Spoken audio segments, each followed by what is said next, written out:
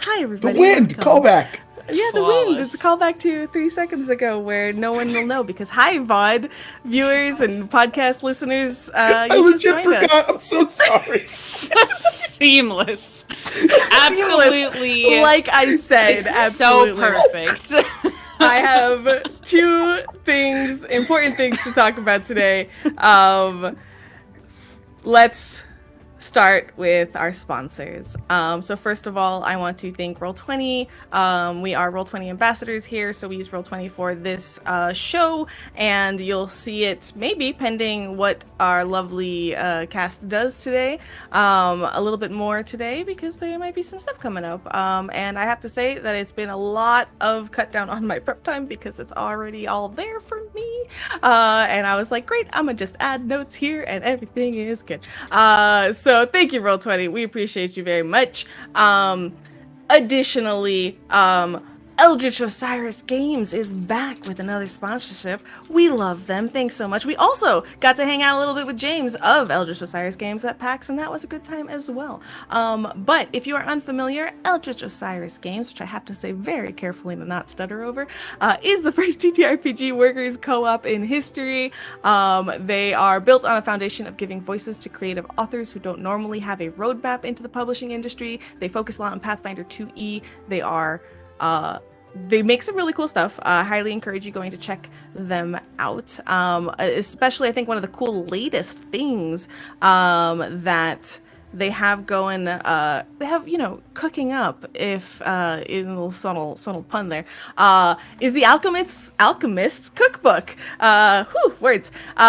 It's a 20-page expansion on the Alchemist class. From new research fields, new feats, new items, and 4 new class archetypes to expand on the Paizo research fields, which is really awesome. It's perfect for any alchemist to level up their experience. If that is something that is interest to you, go check it out on their website. I think it's eldritchosirisgames.com. Yeah, perfect. Thank you for linking it in chat. Honestly, go check it out. They make some cool stuff. Perfect. Those are our sponsors. Additionally, a anonymous fairy has flown in tonight. Very, special trip. I believe they just arrived from the Feywild. Thank you so much. Yeah, how was the journey? It was good? Cool. They're right off screen. They're a little camera shy. But they're telling me that we're already at 961 actually. We started this off at 959 followers on Twitch. But we hit 961 already. And so they have a present. Okay, they're promising me that it's not no contract to this. I know it's a little bit dicey with the Feywild, but there's no strings attached, just a giveaway. Okay, just a giveaway. So this anonymous fairy is kindly sponsoring a giveaway for $25 gift card to Zerjester's store. Zerjester is also a lovely friend of the show, really talented individual.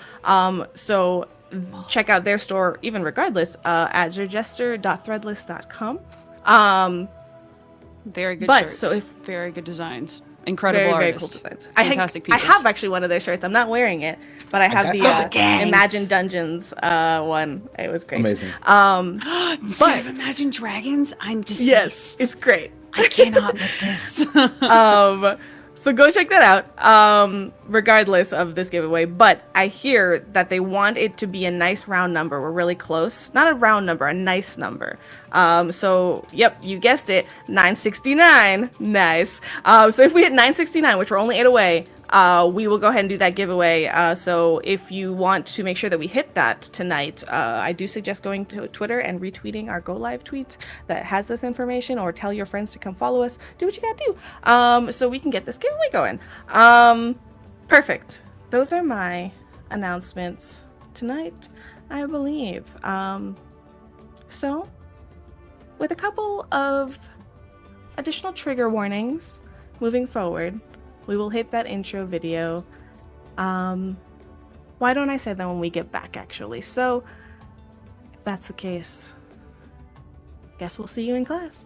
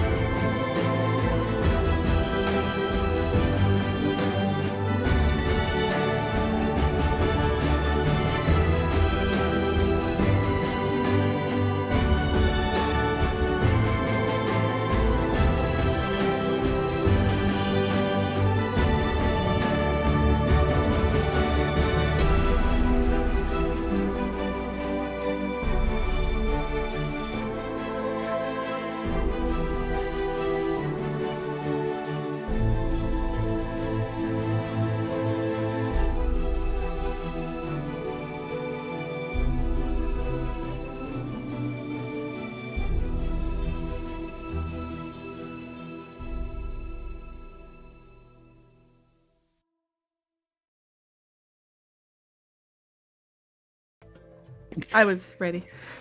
Ready the whole time. Literally. The return noises. GM bad. I was swung back around. I'm here. Perfect. Oh, sincere. Ooh, 961. Oh, hello there. Wait away. If I randomly say numbers throughout the show, I'm talking about our Twitch followers. Yep. 4. Yep. Not the amount of cotton candy that booth sold over there. 33 people. All right, so welcome. I want to briefly address 2 things because they came up on the little time between then and now while the intro video was playing.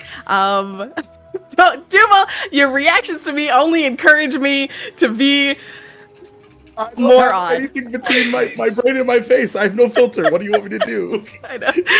I'm the same way.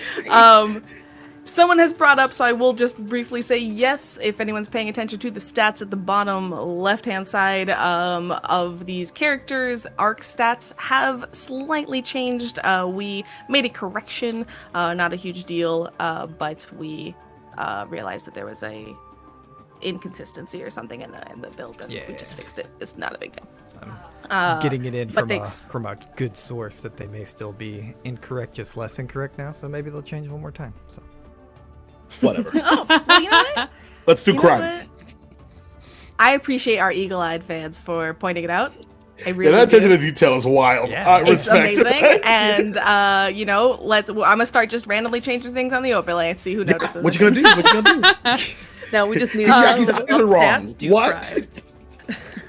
I'll just start switching stats from people. Be like, let's free for all. Right. Wait, I need that charisma score. Please give it back. You tore half your soul out, so you are not charismatic anymore. Erasma? I don't know. That's this is where I am today. Lastly, couple of additional trigger warnings that are going to come up in chat. Not in chat. Well, we'll try to put them in chat when they come up, but just in general, that might come up during the show. We're at a circus. I know that's a thing for some people, so we are at a circus. But I don't personally plan to have any clowns because I do not like them. I feel like they also don't really outright. fit the vibe. Yeah, it's not that kind of circus. It's a different kind of Yeah. circus. Yeah. And pending a couple of things, I want to trigger warning drowning, claustrophobia, and as always, insects. All right. I'm so Magaambya. scared now. Well, I wasn't my nervous, God! as nervous before as I am now. the fine. Magaambya. We're good. Everything's good. We're in the Magaambya. There's plenty of healers. Oh wait, no, we're not. We're outside. Oh, I thought you were saying we have plenty of healers, and you were going to say no, we don't. No, it can be like syrup. Well, you don't because you're not. We by the- technically don't. The school's We kind of far technically away. don't. Yeah. Our fate's never healed arc once. God, what a That's deep how cut rumors that start. is. So, last we left off, you all took a much needed break from your, eventful prior day, I will say. Although it wasn't so calm or peaceful at the very early mornings as one Hideaki, fucked around and found out. So after all of that, though, after some dream sequences and some missed breakfasts and hurt friendships, wounded friendships on the behalf of Ark, who was left so alone. Friendships? And so Acquaintance. He's our acquaintance, remember? acquaintances. There we go. Yes, there we go. Sorry. You went and took off for a day at the circus. Excited and eager to show you all their family circus. Tal led the way. You guys rode some elephant birds in to, rather out of the Magaambya and a little bit outside of the Tambu to the outskirts to where the Sojourning Song Circus is currently residing. And you guys had an interesting encounter with Tal's uncle, Tyrugan. Tyrugan. And, well, you found yourselves at the circus. There are sights to behold around you. There is a sort of like main thoroughfare with a couple of like external buildings. you notice, I remember last time I mentioned, like, you notice a particular lack of like captive animal menagerie sideshows outside of the main tent. They seem to only have, they have like petting zoo-esque areas, but you can tell from just looking at it that it's like pack animals that they use at the circus for the circus. So you have a couple of horses, you have a couple of, you know, like just kind of pack animals and carrying animals who get a little bit of love and treats during the shows. They seem well treated. Another thing that you notice is lacking in particular is fortune telling. There does not seem to be any oracle-esque tents that you can, at least at the current moment, spot. But let's talk about what you do find. There is a handful of sideshow attractions like arm wrestling and tests of feats of strength. There is, you know, the classic games of like hook these little discs onto these pegs and lots of things. And you see they're kind of sectioned off a little smartly. There's some of like the younger things for younger children in one area, strategically placed beer and mead and confection stand, you know, near where the kids are for the parents, and some more adult sideshow attractions as well. Clearly marked, you do see kind of like halfway through the space a a medical tent for any needs. There is, beyond the main thoroughfare where you all have access to, if you kind of duck between tents and stalls, there is the kind of the behind the scenes tents that work for the actual main big tent. Tal knows that, you know, that's kind of where there's like a prop workshop and like some other things, as well as everybody's like personal spaces.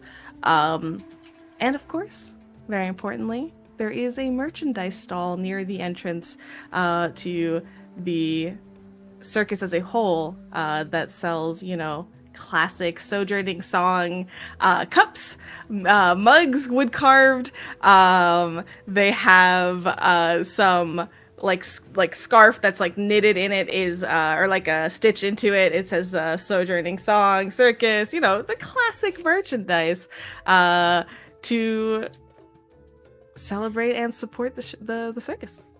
So I want to ask, what do you all do, knowing Tal, timing, and looking at some of the signs, that you all have about 20-25 minutes before the time for the big show at the big tent, if you all wish to go? How convenient, we made it here just in time. Just in time. We spent you guys had like a little bit of a uncle. later morning. You guys traveled, and there's like usually like a noonish show. So yeah.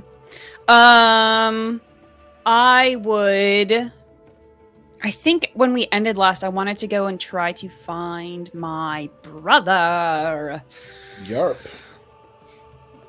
So I have a question. Yes. Is everybody splitting up, or are you all going together?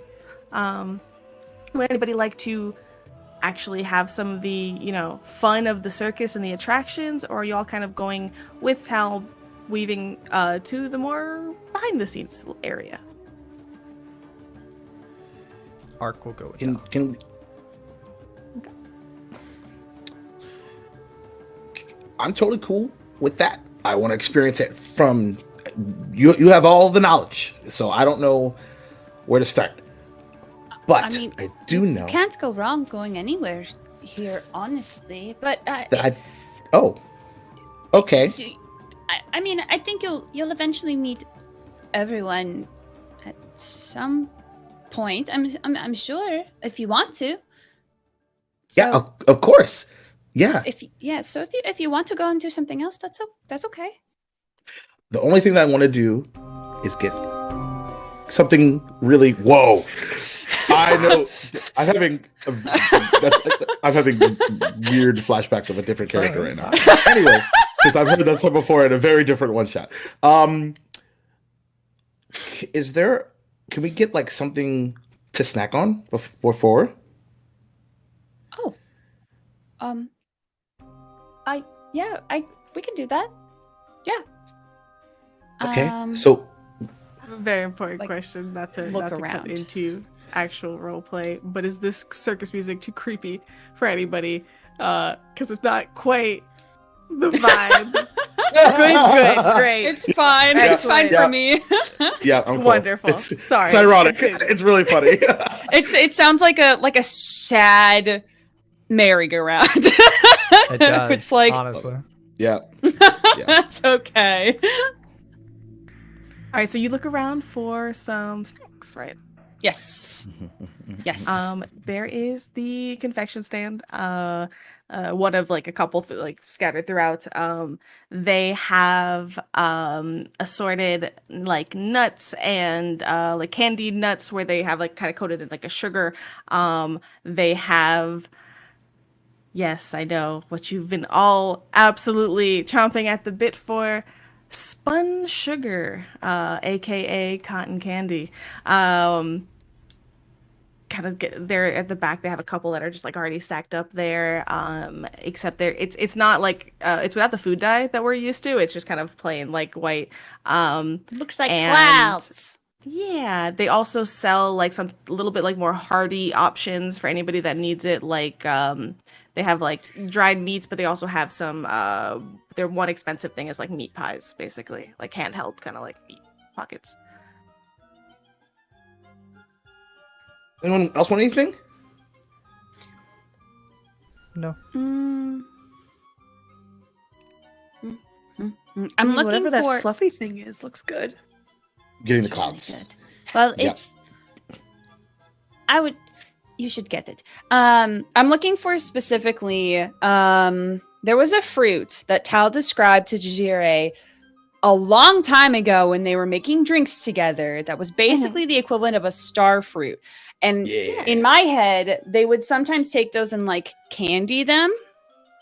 Oh, So that's what I'm looking for if they have that. Like candied pineapple essentially, but it's like this like star fruity thing. Yeah, so you don't see that like on the display necessarily. You know that sometimes in different seasons it's a little harder to Listen. find. But that I know doesn't who to mean talk you can't ask. Somebody that knows somebody that knows somebody. I don't know which Tal knows stall a guy. usually has it. Tal's got a starfruit guy. Yeah, I got a star Perfect. fruit So, you walk up to the confection stand, and there is a like small gnome standing there with bright red hair. And this red hair is like kind of it's like mid-length, like a little long, swept back, except they have these long red eyebrows that go up. And matching the upturned eyebrows is a long mustache that is also equally upturned in a matching sort of pattern. And you know this individual, Tal, as hold on as I lose everything. 1 second. As August Wayfair, named by our Breakfast Club. Nice. Noise. Is that you, Tal? Hey, how you doing? Hello, August. Hi. It's God, it's been a minute, hasn't it? yeah, I've been at school. You happen to Yeah, come that's close what enough. Well, it's a little ways away, but yeah. Wow, we traveled far to get here. And You did. How was the trip? Oh, yeah. And then like while we're talking, I'm just like pointing at the things that I want. yeah, and like without breaking eye contact with you, they just go and like grab the things and start piling them in front of you. And well, you know, this is free of charge, of course, for you. So please take whatever you need. Are these your friends? Yes. This is my friend Erfe. This is Sidiaki, and this is Ark. Hey there. I think this is Welcome, all of their welcome. Is this- first. I think it's all of their first times at the circus. I've Any been thinking about circus this ever? moment a long time. Yeah. You've picked a good one to start with, if I say so myself. Yes, good one. I'm biased, of course, but Great. any circus that I'm in is the one to be in. So, anything I can get you all. Anything at all. Oh, I had pointed and to all the things that everybody had said that they had wanted. So I'm like grabbing it and like handing it to the spun sucker to Excellent, Hideaki excellent. and Arafe and like holding on to the little like sweets and starting to eat them. Amazing. All right. Well, oh, yes. And there's like another like little girl and her mom that's kind of standing next to you that's like waiting in line patiently. It is lovely as always to see you, Tal. I want to keep you. Yes, of course. Wait. Hold on. And you see him like jump off this stool, realizing that there is, and I see that we lost Duval. No, Duval. It's all that sugar. It's just all sugar that crash. sugar. I love how it's frozen on him, just holding this cotton candy, and it's just so excited. This is, I think, the best freeze frame there's possible right now. It's a good one. Ah, Oh, no. nuts. No. We will adjust back to our frames in a moment. Please hold.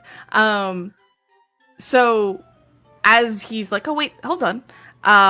He jumps off this stool and you realize like, oh yeah, of course he's on a stool. This is like gnome standing on top of like perfectly like torso height over a large looming like stand. Yeah, makes sense. And you hear some shuffling that you can't see because of like eye level. And then a crate kind of like shuts with a little bit of like, and he kind of comes back up with 2 little bags of your candied star fruit. He's like, we're not really selling these tonight, but you know, we're just running low on supplies, but you know, part of the family. Just holds my hand out for them. Gives you the two bags. Thank you. I put one in my pocket, and I take one, and I just immediately like open it up and like start like Start nomming. Ark will turn to Tal and say, "Did you pay for these prior?"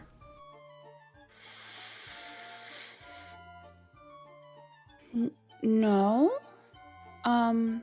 They were gifts. Okay. Would you like to try one? Sure. Hold out the bag. One. It's very sweet. He likes them 16 out of 20. Nice. Taste roll, a little, you know, dice taste roll. Yeah, make a taste check for me. Yep. Thank you. I don't know how you feel about it, so there you go. Fair enough. Is there any kind of oddness in terms of the gift explanation on Ark's face? How does Ark kind of like take that? And if you don't have to share, but I would like to encourage a insight check if you think that's necessary. Yeah, I mean, we've had the gift discussion before, and I think it's become a known thing that other people give other people gifts. Like, he's not really into it, but like once that is the explanation and not, oh, it's free because I'm family. Like, if it's a gift, he's like, oh, okay. Like, it seems like a legitimate explanation to him. Makes sense. I'm looking at our cameras right now and recognizing that they are truly, there's no GM and there's no Waffles. It's Yeah. I mean, I am where I'm Just a supposed to towel. be. Just a Nice. towel and an Arabic. Oh wait, I don't even know where I can lean. I don't want to pull too much of the show, but I do want to take a quick second. Do we want to go on a quick break so that Duval has a second? I was kind of riffing to give some time here, but if we need to break, we can do that. And come back in a moment when we have our cast member returned to us. Friend. Okay, let us break then. All right. Friend. We'll be right back. We'll be in chat. Eric. I'll be Yeah, I right know. back, y'all. Thank you so much for understanding. I'm so sorry, but you know, 'tis the life. Technical difficulties. We'll be back very shortly. Perfect time to get more drinks. Bye. Get more drinks.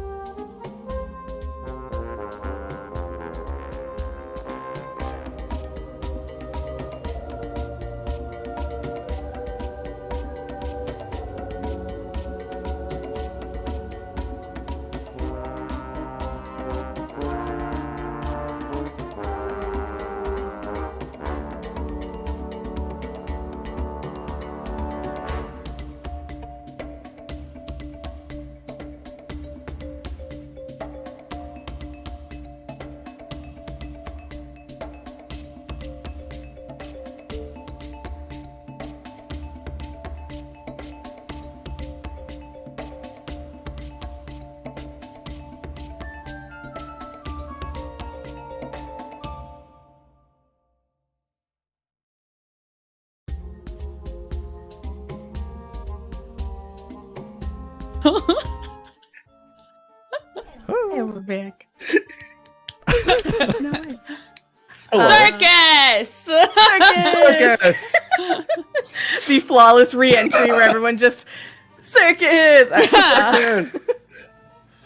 Anyway. So what you just watched is Taliatia get some exclusive behind the scenes, whatever you want to call it, Over the counter. Under the counter, if you know what I Under mean. the counter. Black market starfruit. Candied starfruit. Just 2 bags, which one is currently being offered up to anybody who would like it. And Arc 2 is once again trying to grapple between gifts and this concept of getting something for free. So, It'd probably Yeah, as soon as I get those... Oh, go ahead. Sorry, it'd probably be an easier grapple if Tal wasn't made to pay to come in. And so now it's like... Yeah, so once if you're it in, wasn't for that everything's damn free. uncle of mine. Yeah. Indeed. Yeah. but Arc's So, yeah, smart enough to know that this, like, with right now there's 2, and maybe there's a pattern, and then you'll identify that actually the uncle is the outlier here. Maybe. Maybe. We'll see. Maybe there's But as more soon as I get- jerks in the circus. Shh. As soon as I get the candy, then I'll like step away and like wave with like candy in my mouth. I'll wave to August and kind of like step back so that because there's other people here, you can't just stand and talk forever. But he seemed very happy to see you. But like you're familiar with August, like they're a character as almost everybody at the circus is, and they've always been kind and everything, but they're one of the more self-centered types, and they don't usually like it when they're forced to be working the food booth. So they're there, but they were kind enough to see you. It's a weird feeling, actually, Tal. Because normally, like, you'd be in on all the drama. You would know, the moods people are in because of, who drew the short straw, who's doing running what for this day of the circus and things like that. And, like, August, and that, like, they don't like it, but you'd usually kind of, like, avoid them because they would be a little bit, bitter or, whatever, grumpy. But now it's like you're kind of a little bit more of an outsider to this than you're necessarily used to. Yeah, I'm getting the front more so than like the actual understanding of like what's going on. I'm getting the customer facing side of a lot of these people, which is except for my uncle, which is expected. Absolutely. But yeah, it's I think Tal definitely clocks that. Doesn't really think anything of it like right now, thinking, oh, that's just a one-time thing for sure. Definitely for sure. Perfect. So with plenty of spun sugar in hand, foods, candied, like a lot of sweets. You notice a lot of like treats and things like that. Oh no, Hideaki, oh no. And do you guys get any like mead or ale or anything? Any alcohol is also available there, so you can have that if you'd like. And where else do you go? I'll probably get a mead. Ark is sticking to themselves and Tal right now, and just kind of, unless handed something, is just kind of being alone. I feel like Arafe ate that cotton candy way too fast. Yeah, it looks big and then it just gets really devoured real quick. I think legitimately.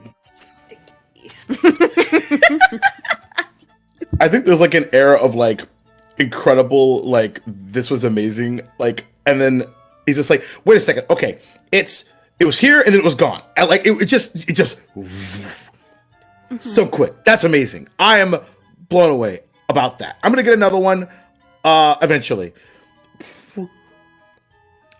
Woo! This is great. Yes, very yes. Tal, thank you so much for bringing us here.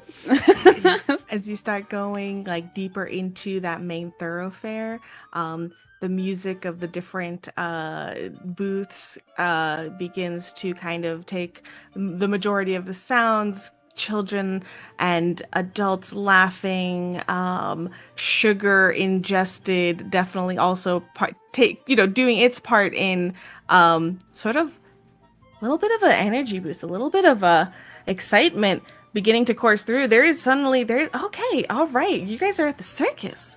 You guys are, look at all these games, look at all these colors, look at all these lights. Huh. Where do you lead them, Tal? Well, I was told by whoever took over the ticket booth that my brother might be at, like, he had a stall that was like face painty, if I remember correctly. Yes, if it's only like 20 minutes or so before the show, I don't think he would be there. Tal doesn't think he would be there. Tal thinks he would be it's behind pretty close. Backstage. Yeah. Okay. You know that they'd be leaving soon. Okay. Yeah. So yeah, I'd head, in Tal's mind, they're headed towards, like, backstage area, but, like, we'll bypass that just in case he happens to be there. Sure. So you continue through down the main thoroughfare. There is like different barkers too that are kind of like encouraging and trying to get you all to partake in the games. Hideaki, you're kind of one of the taller ones that looms over this little group, and you see an individual call out to you, "You there! You seem like a strong individual. I bet you could." Well, no, maybe not. No, don't worry. It's all right. Whoa. Excuse me. What? Oh, I'm so sorry. I did not mean to offend. Good. And what's your name? Can I make a perception check Yes. to see if he picks up on the bit or if it blows by him? Yes, Completely. please do. Not a high DC, but I'm ready for it. No, but I didn't roll very well. Oh, that's right. I'm good at perception now. 13. 13. I think that gets you to like. There's a chance that was legitimate, but there was also a chance that that's a good way to get you. It's like you didn't think it was, and then you kind of turned to them, and you're like, "Oh, they did get my attention." Okay. Right. Yeah. Well played. So what is this?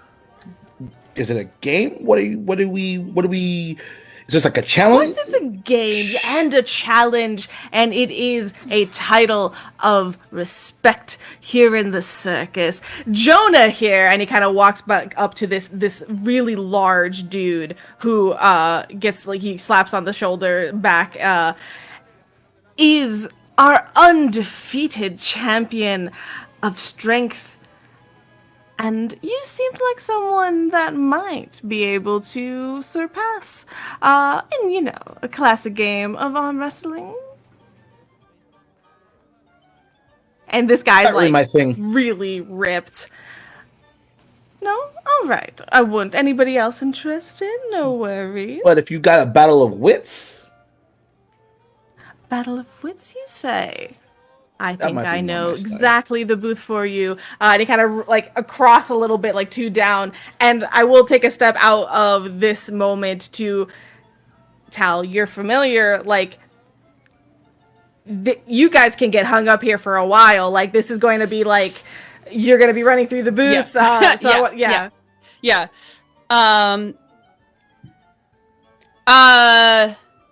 I think Tal will kind of like try to clock to see like the rough passage of time and kind of like, Hideaki, there's the show's actually going to be starting soon, so maybe we can come back to this. I don't want you to miss the show. Okay.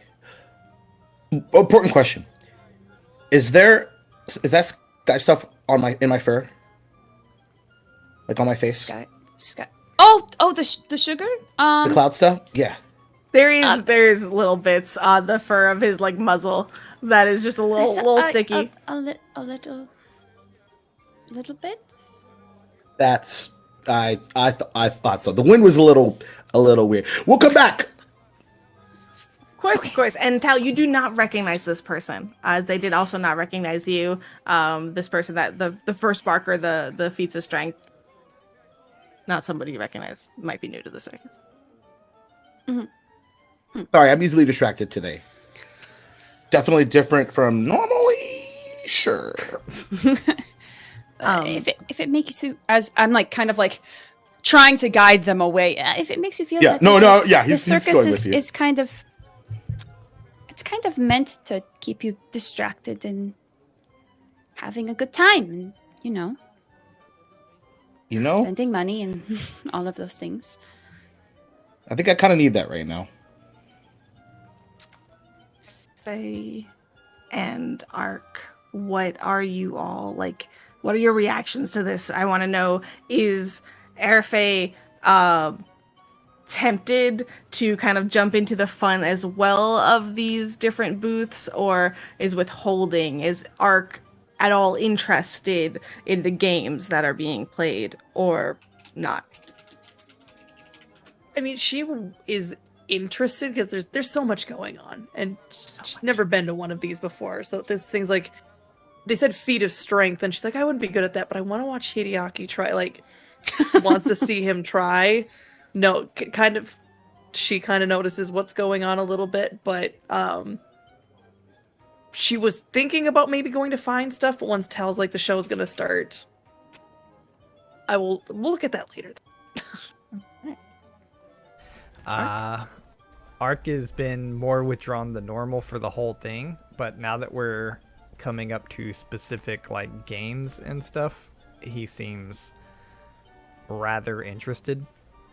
Y'all probably wouldn't know this at least yet, but internally, because it's something that he can like stick his mind to and forget about everything else that's going on. So Tal, I think while you know the circus like the back of your hand and are well adjusted to the intense stimuli of, the main thoroughfare, you're looking around at your friends because you're focused on Hideaki, trying to pull him away from this, and then you look around and you focus on trying to get to my brother. And everybody is like looking at the different things, and you realize that this is their first time at the circus. Are you going to pull them with you, or what do you do?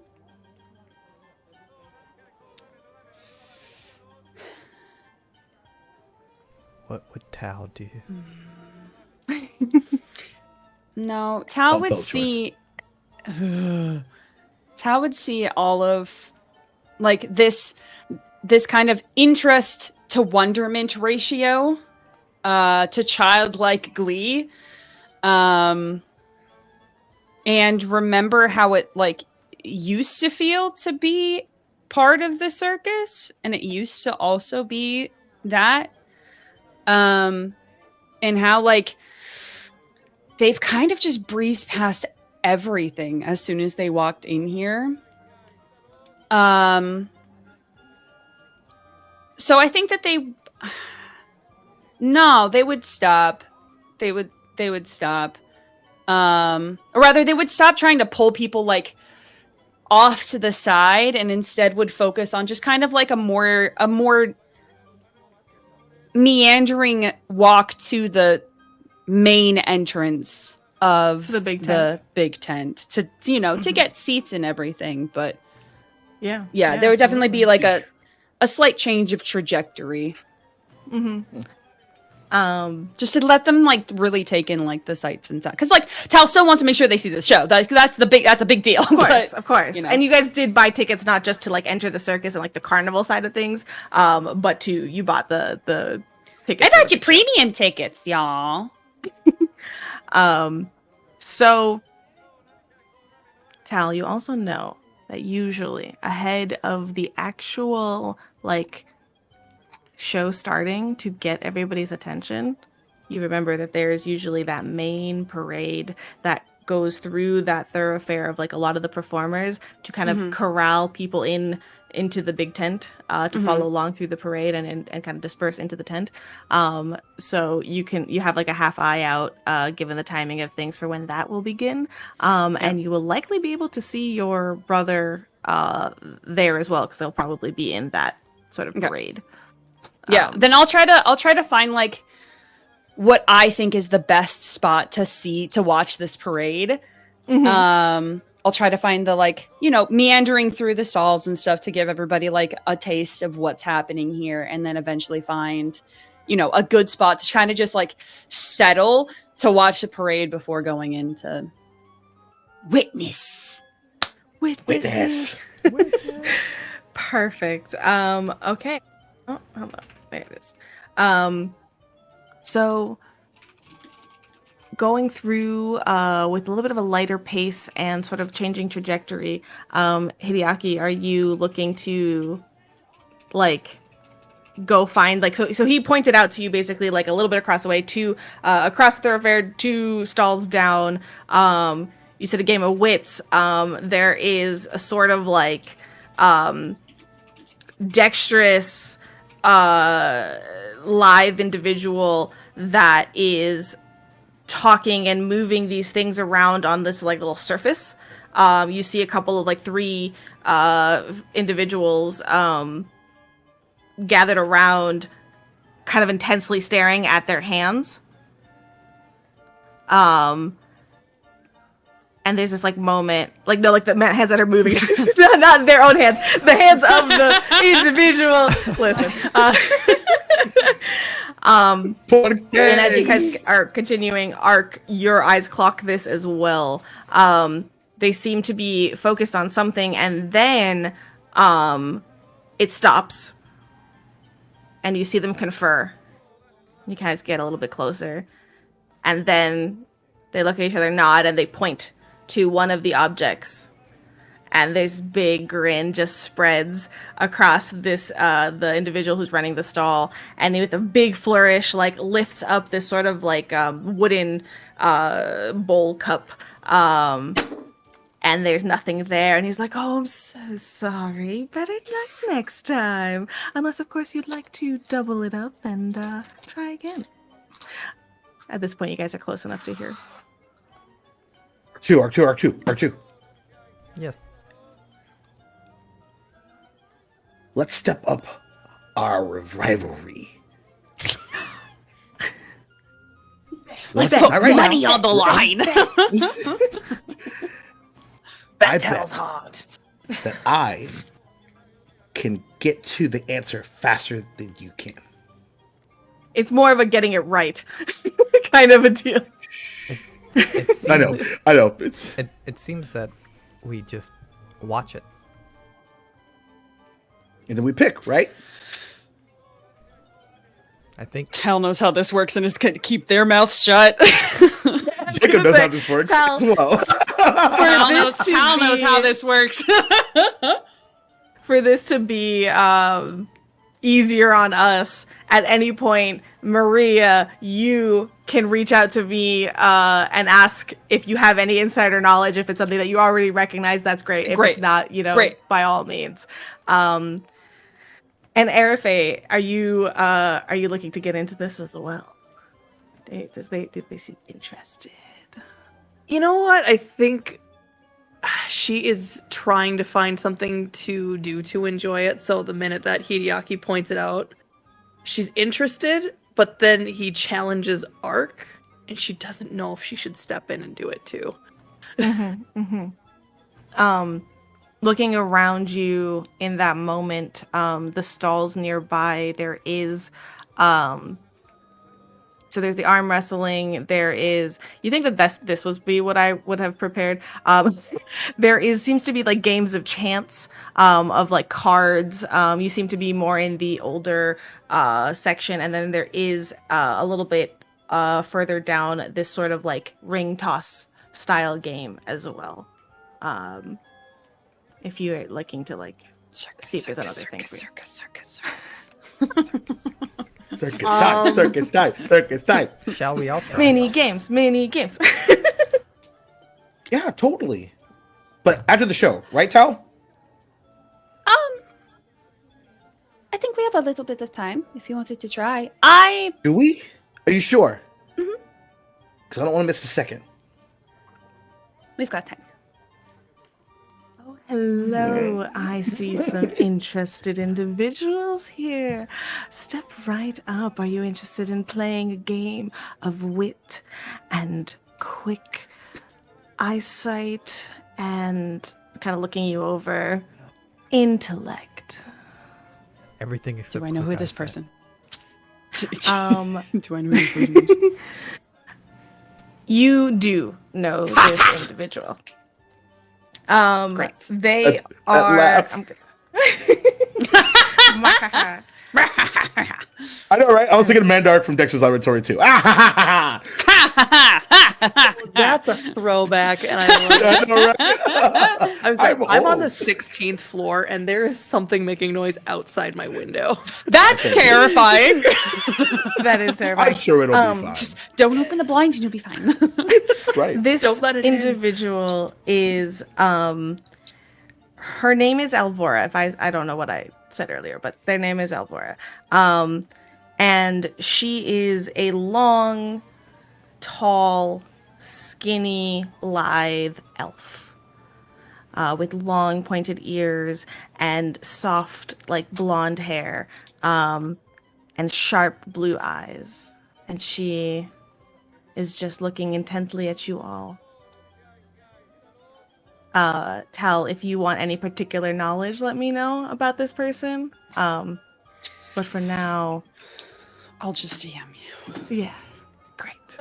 Tal is gonna stay out of the first round at the very least. Okay. Intellect, yes. I could see an intellectual individual when I spot one from across the way. Come on in. And she immediately, almost like the two that were there already that were like arguing over like, oh, whether to go again or not, she kind of immediately just like ignores them entirely, seeking out and focusing on like fresh blood, so to speak. I will say, both of who's intently watching this or engaged in the interaction at the very least. Arc will be. Okay. Why don't we all then do a what would work here? Give me a flat intelligence check. Ooh, Why? yeah, let's go. Let's go, my smart foxy boy. Let's go. Let's go, my average girl. Just a small town. Oh no, sorry. 17. 17 as well. Oh, sevens! Yes. We're back. Amazing. Of course they get the same score. Of course. Amazing. I'm so happy about that. Tis the season. Tis the Okay, go. Star was hoping this would be a perception check, and she was wrong. I'm sorry, I was answering Maria's DM here. So one more time, I said 17. What did Eric? 12, and then Tal. I apologize. What were we rolling for? An intelligence check. Actually, you know what? No, Tal, you're gonna abstain from this. You I kind of know. abstain. Yes. So loudly and proudly. all I'll say is for the two 17s, it strikes you as odd that you would assume that a circus is interested in making money. Why would you cold shoulder two willing customers, the people that they turned away from to go to you, is the only, like, it just kind of strikes you as like a bit odd, but you're focused on, it's a passing thought as you focus on them. They already figured out the game. And so And she kind of Airface looks at just you. happy to be here. Friendship. Friendship. Excited to be at a circus. You need focus for this game. You need sharp eyes for this game and a sharper mind. What we have here is simple. I'm sure you could get it. There's a ball. And there is this soft, it is not It's not a wooden ball. It is a like soft fabric like coated thing, light. And then I have 3 identical cups. She with like long fingers places one right in the middle and then covers it with a bowl or with a cup and shows you the other 2 empty cups and places it down. Simple. Just tell me at the end which it ends up in. Understood? Art cast detect magic. Okay. All right. You cast detect magic. Nothing pings aside from your friends. Okay. But before we begin, as she like goes to like almost start, of course it'll be 2 copper. May we inspect the cups? I'm hurt. Are you not here to have a good time? Well, yeah, but I gotta ask. 2 copper first, and then we'll talk. As someone that's done a really important deal recently, that's once again not how that works typically. Hideaki, I hate. These are games. I hate to be the person to say this, but actually, this is how it works here. This is a game. I've been advised that this is exactly how this works. Please continue. My apologies. I'll take this one, and she'll put down a silver piece. It disappears before you even let go of it. Like she like just swipes it really quickly. Excellent. So 4 copper back, right? Oh, if that was your intent, I'm happy to. And she'll place 4 copper back on the table for you. Elvora, you No you might tipping want coaster from Arc 2. Yeah. Elvora, you might want to know that these are very intelligent and perceptive people. Oh, Tao, welcome Hello. home. We're so getting Now conned. tell me, have you told them about us? No. They're here to She experience gives the you like circus. a knowing smile. Wonderful. Well, Tao, why don't you come be my assistant for this then? Show them that everything is on the up and up. Why don't you go ahead and inspect grin. the cups for me? I'll grin and make my way around. And just kind of like flop them over so they're just kind of like, lopsidedly yeah. like Yep. rolling around. Perfect. Give them like a little like a hold it and like knock on top of it and all those sorts of things. Mm-hmm. Excellent. She kind of takes it over from you. All right, now watch closely, the 2 of you. And she starts to move these cups around, and it starts off at a nice even pace, and you see it go faster and faster and faster. So what I'm going to do is I'm going to make a dexterity check to see how fast I can do this. And you all will make me perception checks to see how fast you can clock it.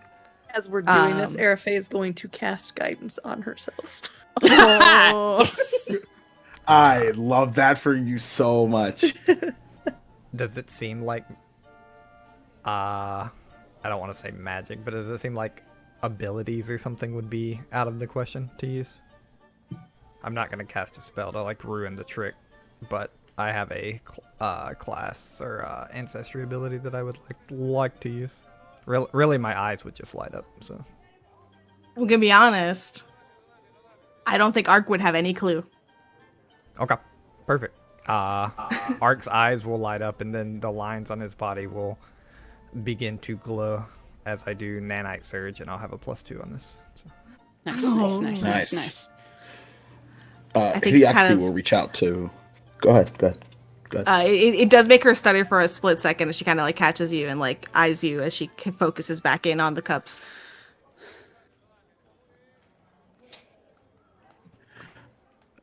Hideaki will reach out to Overnosa. Are you paying attention?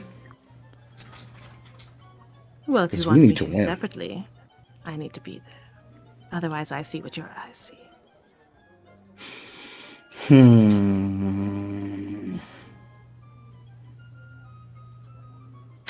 All right, we're gonna speed things up just a little bit here because this is fine. just a game. It's totally cool. So,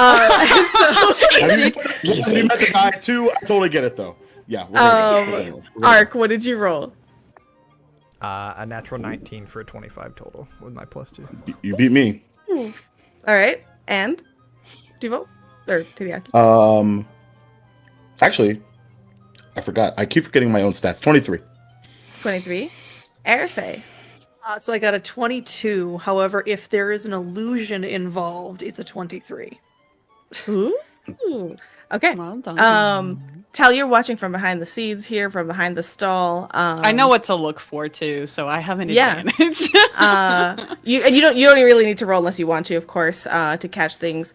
So really quickly, the thing slows down again, and you've tracked it this entire time, all three of you.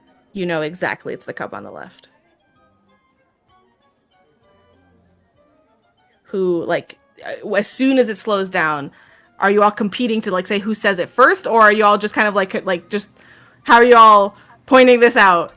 Ark doesn't know how it works, so he's like looking at the others to like, am I supposed to give them a chance first? Because I clearly know what it is. It's like, yeah, it was like rather slow. It was like, I know for sure it's that one. Do you all want to say it at the same time, or just point? no. All right. 3, Puts both hands. 2, 1. You all point to the correct cup, and she gives a smile and lifts it up, and the ball is indeed in there. And she's like, "That one is on me. That's a test run. I'm glad to see that we're up to snuff here." Wait a sec. Don't Wait worry, a sec. it's on the house. It's and then, on the and then he remembers house. what You Tal have said. 2 more. Yeah. He remembers what Tal says, and he shuts up. Okay. Another time. Everyone roll for me again. My guidance is gone. As they're doing this, like before she like really gets into mixing it up, Tal just mouths to Hideaki, "It's for fun." I'm having fun. I like so want to cheat. Does Ark want to cheat? Hey, I don't think he knows it's cheating. He hasn't been told This not to do anything. Ark wants to win. Yeah, Ark wants to win. Right. I love that. Yeah, I'll keep. Do it. I'm not going to because I think it's so. It's a shot out of left field. Okay. What did everybody roll? 25. I got a 17, again 18 though, if it has an illusion behind it. 9. 9. Okay. Perception's not my thing. This is supposed to be wits. Oh. Yeah, I did say wits. What would be wits for you? Because I will allow that modifier. I forgot. Arcana. No. No. Investigation. I can do fortune telling lore. That would be If only there was any of that in this circus. that. Any of that. So you wash the cups and wash the cups and wash the cups. And this point, it stops again. Tal, are you do you want to perceive on your side? Do you have any interest? Or are you good with whatever happens? For this, Tal's just gonna let it happen, however it happens. So it slows down. Airfay, you're a little not. You lost track for a second. She was a lot quicker this time than she was last time. Ark, you're pretty sure you tracked it. You're pretty sure it's the middle one. Airfay, you could give a wild guess if you would like. There's 3 cups. Yep. I guess the one in the middle. Excellent. Nice. Hideaki, you are pretty sure, very confident, you followed it through the whole way. It's the one on the right. So, 2. Oh, go ahead. You can narrate. Yeah, it. no, Sorry. 3, 2, 1. No, you're fine. And you all point. So 2 point to the middle, which she smiles graciously. She says, "Oh, I'm so sorry." No. And then the 2, like the copper, which she kind of had kept on the side in view of you, not anywhere that could get stolen. She just slides off to like her own like tallies. And she says, "And this one's the one on the right? Are you sure? I'll let you change your guess." Nope. Absolutely sure. 100% sure. Mm-hmm. Do you want to double or nothing?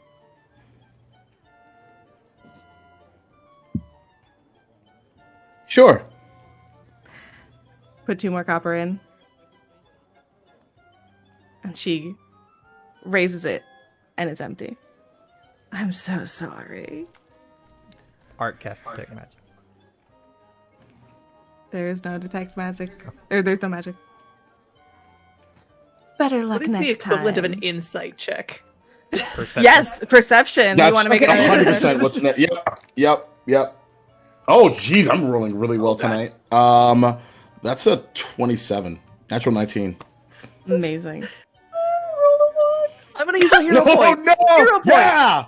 It's important. You're hero pointing now? Oh my gosh. I love That's that. a I love that so 24. much. Let's go! Yes. Okay. The way that she doubled or nothing for that, with the confidence that she had, I mean, that's a little sus already. And for it to not be that way when Hideaki was so confident, that's a little sus. And you watch her go, and she doesn't really like pick up that third cup. I was gonna say, is You the notice? third cup still there? It is still there.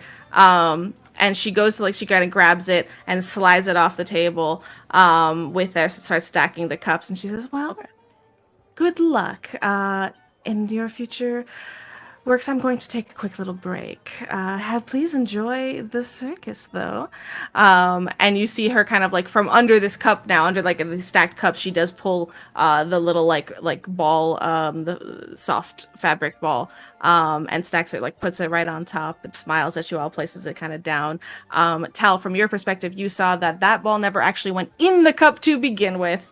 And you all, with the high insight, know for sure that there was some cheating involved in the game. Now, here's the thing that I want to just put into perspective, though. You might not know exactly like how or when maybe she pulled it out in between or something like that. But as a reminder, you are all level 3 adventurers, okay?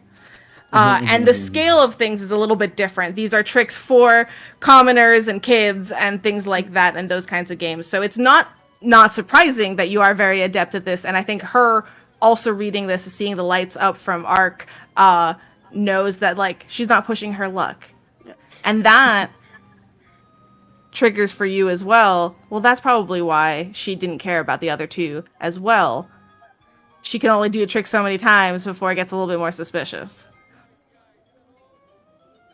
You guys, I think we got conned. What fun! Tal like leans over the counter because Tal's still standing behind the counter. Yeah. Just kind of like leans over it on like their elbows and their hands, or their chin on their hands, to say, "Yeah, welcome to the circus. Don't play any games you don't want you just to. Just have fun, but don't expect to win. It all It's goes still to help my fun. family, though. So I don't. Uh-oh. Thanks." Tal's just gonna like hop over the front of the stall. Just jumps over, continues walking. Perfect. So we will say this. There are other games to be had, a couple more as the time winds it in. I want to check in, though, because Arc, this is just fascinating to me. How is Arc processing this game result? This game. After being told that we got gypped, and then Tal saying like, that's just kind of how it works. Welcome to the circus. Arc's not a fan of it, honestly. This is we'll go internal again. But he'll keep to himself because he doesn't want to say it out loud in front of a lot of people. Like maybe he talks to Tal later. But Arc is under the assumption that why do anything if there's not a chance to win? Yeah. So he thinks it's bad from their side of view, at least for the first time, and then it's bad for anyone else's side of view who continues to play the game because they're dumber. So thank you for the insight. I was just very curious. Yep. As you continue to play, whether it's a ring toss game and there'll also be some time afterwards and everything should you wish to, the music picks up from one direction, and that is from the tent, the large tent that is kind of down the way. You've made it about maybe halfway through. Tal, this is the cue where the circus as a whole begins to wrap up the games that they currently have. Anybody that has business in the actual tent is going into this, and people start coming this way, and the music continues to grow louder. The music picks up from one direction. I didn't realize. Sorry. And there is singing and sort of like a not a chanting, but it's almost reminiscent of that, of just kind of like, come one, come all, join the circus, and kind of just like pulling through.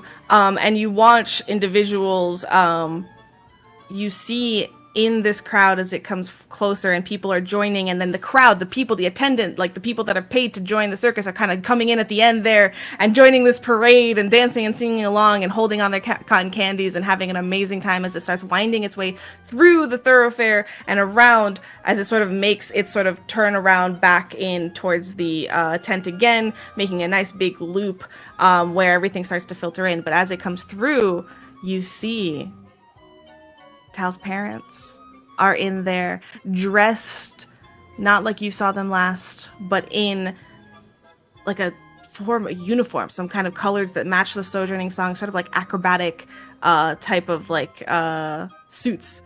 So I guess, is that a leotard? I don't know what those are called. Costume. And alongside, in a little bit of a different area, wearing a matching costume, is your brother, Tal. And there are an eclectic group of individuals here. There are huge looming orcs. There is a leshy. There is elves and humans and just anything that you could imagine, and things that you've probably not seen before, of different heritages and ethnicities coming through. And then the crowd comes through. I will give you a moment. Tal, did you want to stop or join in where your brother is, or however? Oh, yeah. Oh, so, I think Tal kind of gets caught up in the moment of it, and I think kind of like dashes ahead of everyone and like starts picking their way through whatever like little crowd is around, if anything, to meet up with where their parents are, actually, since I saw them first. Yeah. Are you going are you jumping away from the group, or is everybody kind of coming in? Yeah, that's what Tal's like unintentionally doing, is like being like, I'm gonna go join my parents in the parade. And you're running up. Yeah. So you go off. Do you all kind of try to catch up, or you try to just kind of go into the thing wherever you are? Are you trying to kind of stick with Tal? Yeah, I'd follow. Ark won't rush, but he'll attempt to. Yeah. Yep, exactly. Okay. Like, Yeah. I think we're gonna go with, but we probably shouldn't be like in the parade. Yeah, it's kind of a little bit uncomfortable. Knows what a parade is. Yeah, it's a little uncomfortable though, because it is a lot of the performers, and there's carrying banners, some of them that say Sojourning song, show's about to begin, that kind of stuff, and they're all like knowing the lyrics to like the clearly this thing that people chant a lot, and then breaking into like different songs and things like that. But Tal joined the performers. Yeah. And y'all are like, oh, these are all the performers. So are you all joining with the performers to keep up with Tal, or are you going with the audience? That's all I need to know. When you say keeping up with the audience, so there's like the kind of performers. There's like the performers in performers the are front leading. of the line, and then like the rest of the crowd, like Yes. the people who are there to witness the performers are following to go into the big tent. I feel like Erife would not- stay with the audience. Again, recognizing that there's the performers and that's not where she's supposed to be. Right. And just kind of expecting that it's Tal is very excited to go with their family and is just popping in and she'll follow, but not in the performers. Yeah, I think he'll stop Alright. right before the performers and just be like, I think, where are we supposed to sit? Exactly? Hello? That is absolutely drowned out. So Tal, you run off, jumping into with your parents. A lot of the performers kind of around them, kind of give you like a big like cheer, and like a pat on the shoulder, like while they're still like not breaking their lyrics and things like that. But they're like, hey, you know, like they're reaching out to you, saying hi to you for the first time in a long time. Yeah, and this is I feel this performance. I don't think, unless you tell me if it's different, I feel like it hasn't changed in literally the entire time that Tal has been alive. Great. Yeah, Tal just knows exactly. Yeah, Tal knows exactly how to jump in and where to jump in.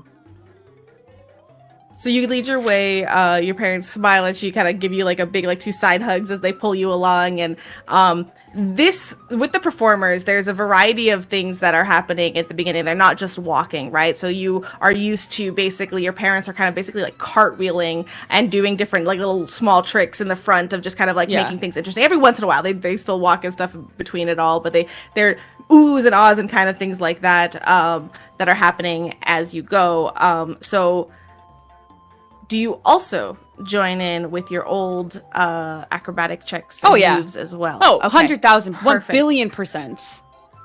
So go ahead and make me your first acrobatics check back in the circus. Okay. This is acrobatics, right? Not performance. I will let you do either. I think this is more performance, actually. I'm sorry. Okay. This is more performance. The acrobatic feats are a little later. Okay. I'll roll them with my new dice. Let's go! Ah! Okay, hang on. wow. Let me make sure I don't have any weird thing. I don't think I do. Technically, my familiar gives me a +1 circumstance bonus for performance checks. Nice. Mm-hmm. Technically, that's a 19. Amazing. So as you're kind of doing your cartwheel, Nim jumps up onto your back and kind of hops up to like one of your feet as their feet are in the air, and then hops back up to your front and back up onto your shoulder. So like he's like not moving as you're doing your tricks, basically, which adds like an element of, oh, look at that.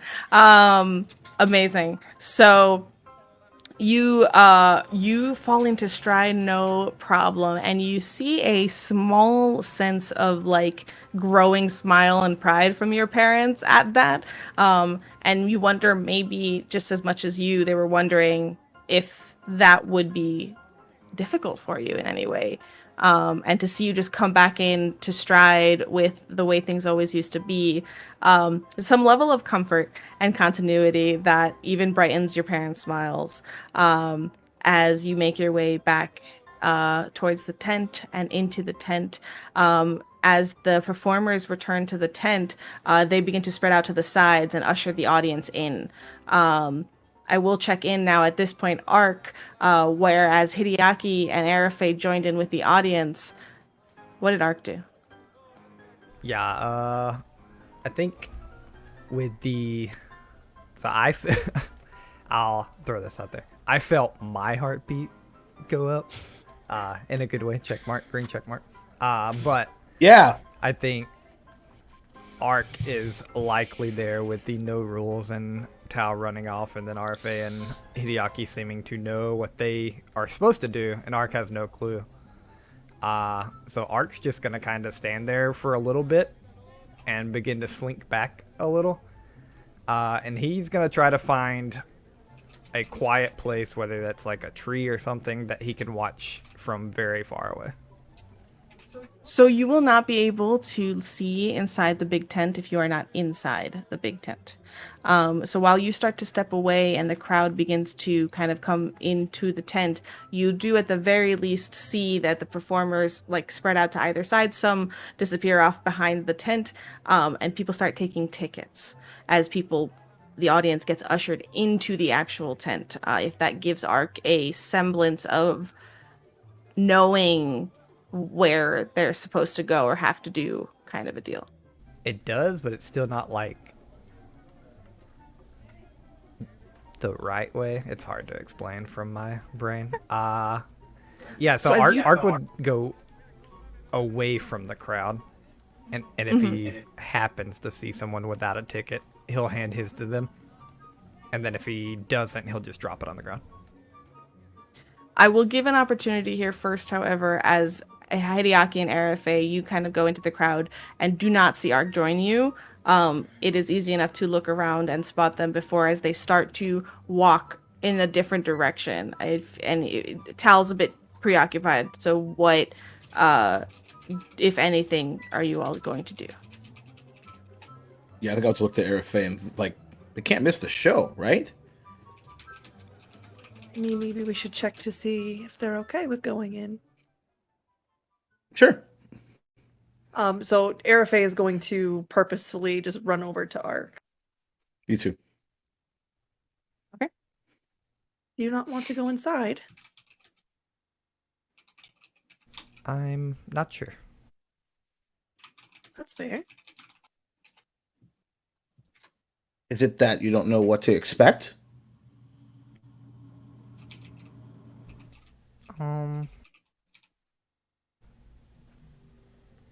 I feel like I knew what I should expect, and then it did not go that way. That's definitely been the experience so far, huh? It definitely has been. Guess I didn't know really what to expect either. I just know it's something Tal loves, so I assumed it would be something fun. Yeah. Are you having fun? You see like this look on his face. He's not. Can they make a perception check? Mm-hmm. You know I love it. Oh boy. Call all of My them dice rolling are against each happy other. today. Yo! 23 for me. 26. Sheesh. Gotcha clock, dog. He's I will not hear definitely- sheesh now and not. I wasn't even there. Dead Candles inside joke. Anyway. I wasn't even there. There's definitely like a look of. It's probably like the smallest look, and I don't know if it's like an anime glint behind the eyes or something, but it's like there's a look of I feel like I should be having fun, and then he shakes his head no. And he'll There? just kind of open his mouth for a second, pause, and then say, "But it is something that Tal likes, and you should all have fun."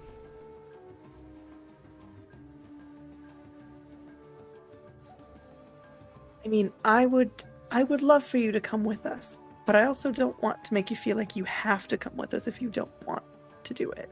Mm-hmm. Yeah. But if you are interested, maybe we could stand next to the door. That way we could see the show, but if you don't want to stick around, you can go.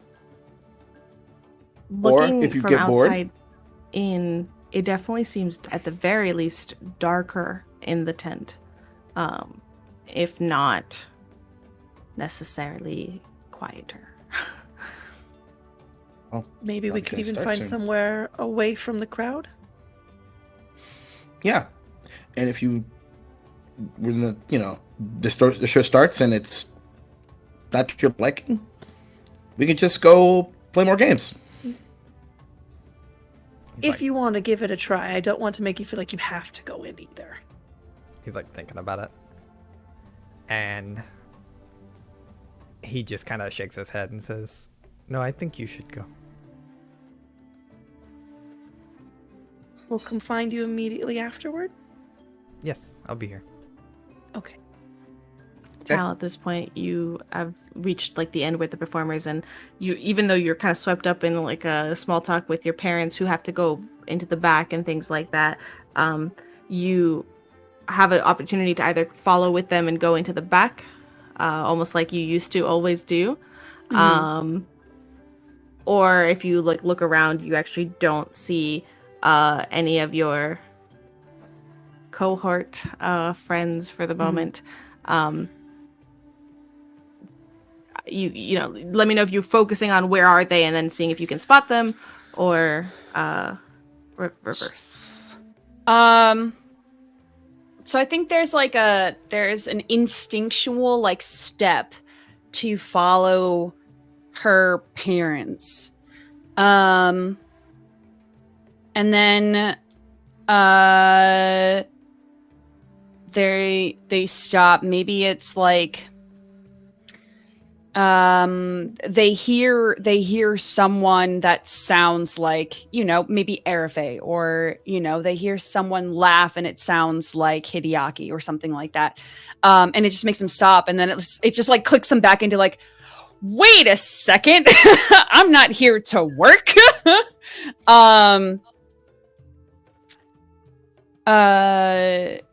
But I will turn around and kind of like look around to see, you know, as the rest of the crowd is like filtering through to see if I can see anybody there.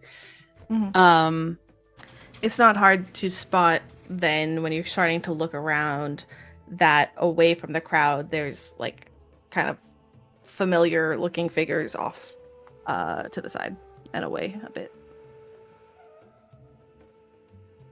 And Tal kind of feels a little bit like there's this like sharp sting of guilt, because she definitely abandoned, to use the term, she abandoned her boys.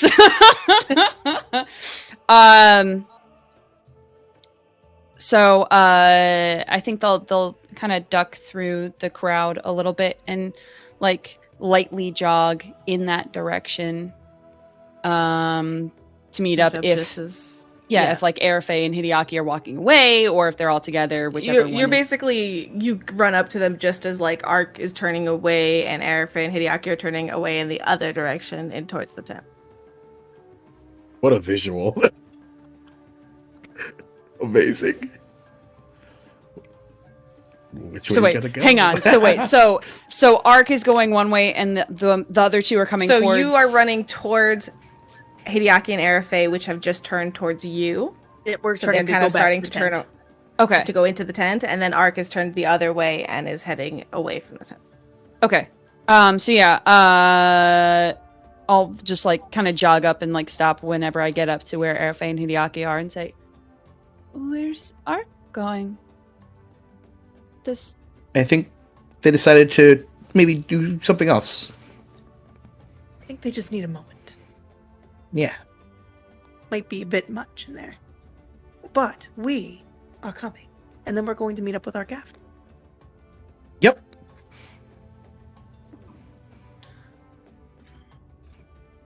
Okay. You okay? I'm sorry I ran away from you all.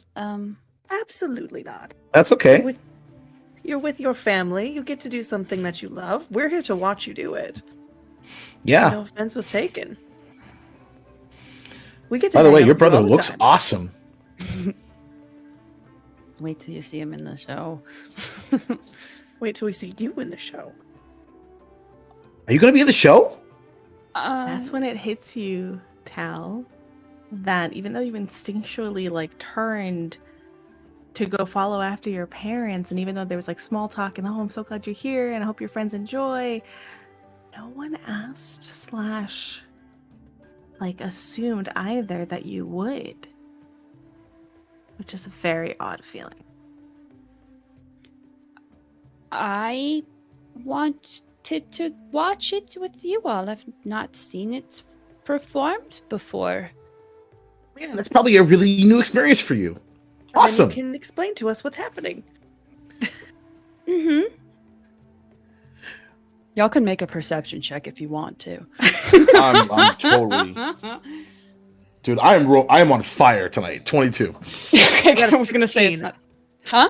16. 16. So I was gonna. I had in my head the DC was only 15. Tal's lying. Tal is lying about just wanting to watch it with you all. Airfay is going to put her hands on Tal's shoulders and go, "You should go perform. We want to see you perform. If that's what you want to do." Yeah, we're not going anywhere. I would love to see Talyata of the Sojourning Song and their performance. To put things into some time perspective as well, because you all are having this conversation, like the crowd is filing in. Tal, the back of your head's also thinking like, but if they do need to get seats, they need to make sure they get seats. Kind of a deal, like time, like, you know, the show will begin, and while you all are talking. Okay. Like Hideaki will get us seats. Okay. Tell you what. I want to make sure that you two get the best seats to see the entire performance. Okay. So that they're gonna like kind of go like up behind you and kind of like give you a little push. Go get good seats. I'm going to go talk to my parents and see if I can join them. Special guest star. All right, let's go. And like Tal, like, you know, pushes them and like takes a couple steps to follow them. And once they get inside the tent, does not go to talk to their parents. Oh, I love that. That's a great move. What do you do? Is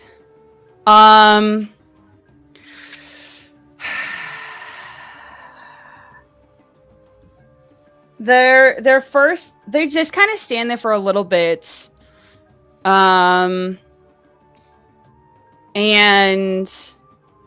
There's still people about. You're not like alone. There's people that you recognize.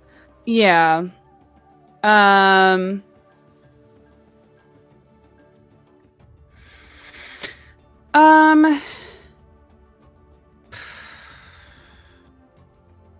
think they're going to go get some cotton candy and sit and wait for the show to stop. To start No, to end. Just sit and wait for the show to end. outside. Not of gonna the watch it tent? at all. Incredible. Yeah. Oh my Ark, God. where are you going? And also, like, their ears. I wish these ears. I want to get some, like, animated ears at some point. Yeah, though. Yeah. That they are, like, quite. They're pretty droopy. Yeah. Ark. Ark is gonna find a place. He wants to try to stay within the like carnival area, hoping it'll be quieter now and basically everything's gonna be gone. But he wants to find a place that's like yeah, I went to a circus, and like he wants to like be able to hear the circus.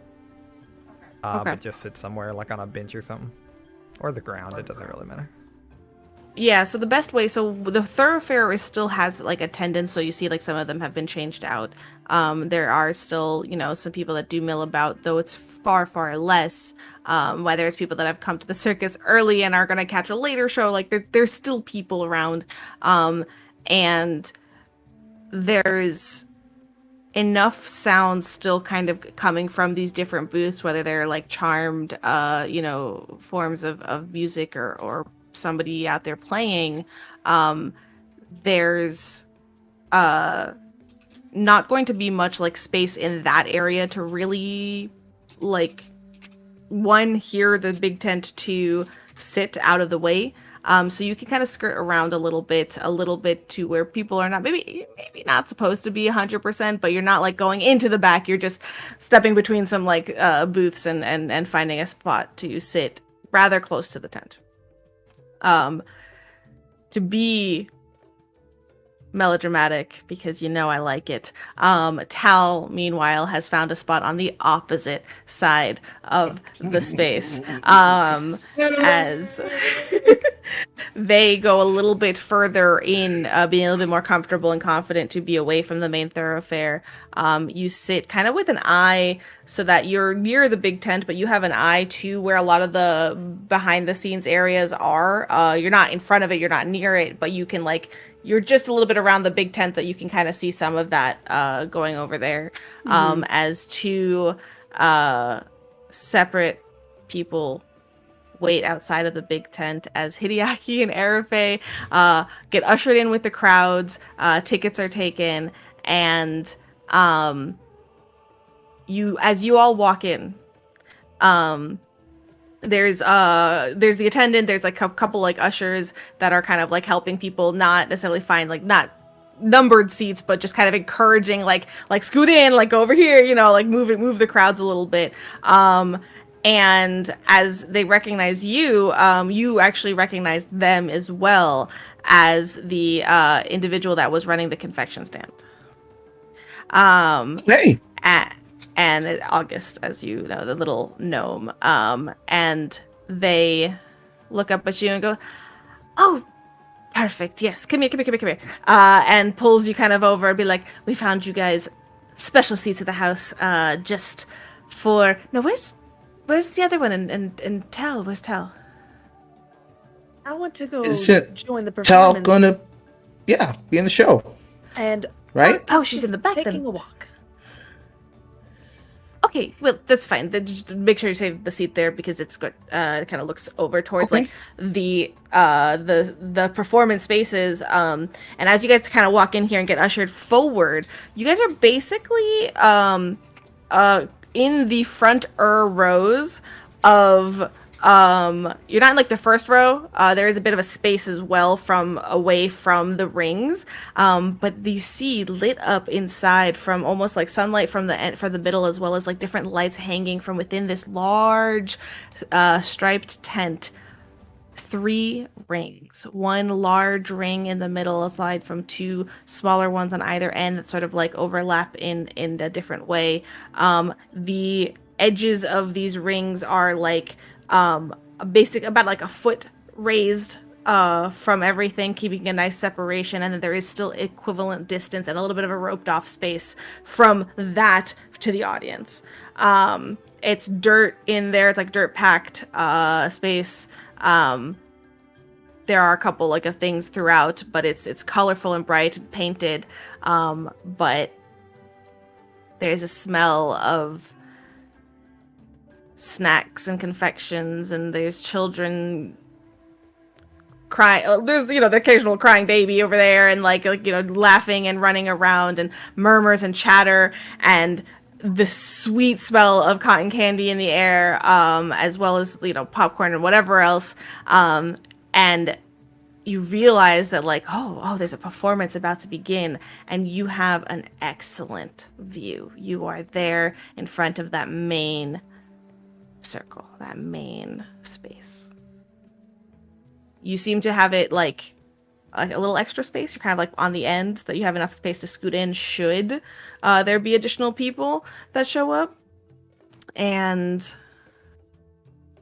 as he kind of looks at you and kind of looks back, and he sees like a direct line from where you are into like kind of like the back area of the tents through the rings, and he's like, "So she's in the back. All right, that's fine. I'll go check. That's fine." And he kind of scoots off, and like you see him kind of like hop over the little like foot tall like thing of the ring, run along the side, and kind of go into the back through these like tent flaps, going to look around. Even without an insight check, it seems like he like needed Tal there for some reason. Like he wanted Tal there to be sitting there with you. And he's kind of going to figure that out. And so people continue to get ushered in. People get, they find their seats. The din of the crowd raises just a little bit as more people filter in. And as 2 people are now in the back, unbeknownst to all of you, searching for a missing Taliati of the Sojourning Song, and the lights begin to dim inside. The hush matches as the lights brighten, and a spotlight almost is shined in the middle of the ring, and an old cat folk, Grandmother Olu, wearing a sharp blazer that seems to be like made of this shimmering kind of like bedazzled, almost like a ringleader, but like a nice blouse jacket, like a smart looking jacket, but it has these deep reds that shimmer in the light and reflect as with a sharp tap of the cane in the center of the ring. Grandmother Olu's voice rings out surprisingly amplified compared to perhaps anything you've heard before. Perhaps a bullhorn, perhaps it is hereditary. Perhaps. You hear her say, ladies, gentlemen, and gentlethems, welcome to the Sojourning Song Circus. And with that, we will take our break. Yay! I'm so glad y'all get to see the circus.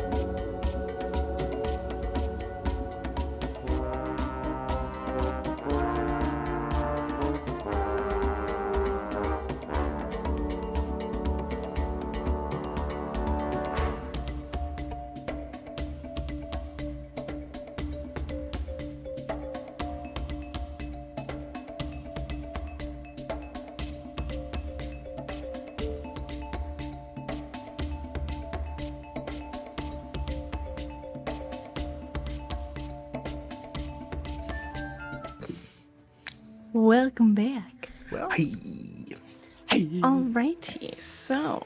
Oh, you know what? I forgot to tell everybody we're back on Twitter. That's okay. we're back. I was about to. Hey, internet people, we're Yo! back. Yo, bullhorn! Yo, On Twitter. the front. Outcast Bullhorn. I got it. I'll so- tweet it out. Thank you. So, 961. We're close. Okay. I told you I was going to say random numbers throughout the thing, so... 961. The lights have dimmed. Grandmother Olu, matriarch of the Sojourning Song, has entered looking smart and a little glimmery and wielding a cane. Outside the circus, however, there is a little bit of like, not frantic energy, but a little bit of concerned energy coming from the back. There's a little bit of bustling and moving around. As I will ask, Tal, are you hiding or simply No, fighting? Okay. no, I'm just sitting and waiting. So you will see this because I rolled a natural 1. You see your brother coming out from not behind the tent, but kind of like around and starting to kind of like be looking around the vicinity. But he's not seemed to spot you. But you spot them. and they're literally doing this kind of like looking concerned on their face. I think that would be enough for them to get up from wherever they were sitting and like walk in that direction. Spun candy floss, long since eaten. Yeah. And would like walk over in that direction, kind of like also starting to look around a little bit and just shout out, right where is everything okay? Spins around, looks over at you. Tell. Kind of comes up and like grips you kind of like on either, like your elbows, like either side. Be like, where'd you go? They said that you weren't with your friends. Yeah.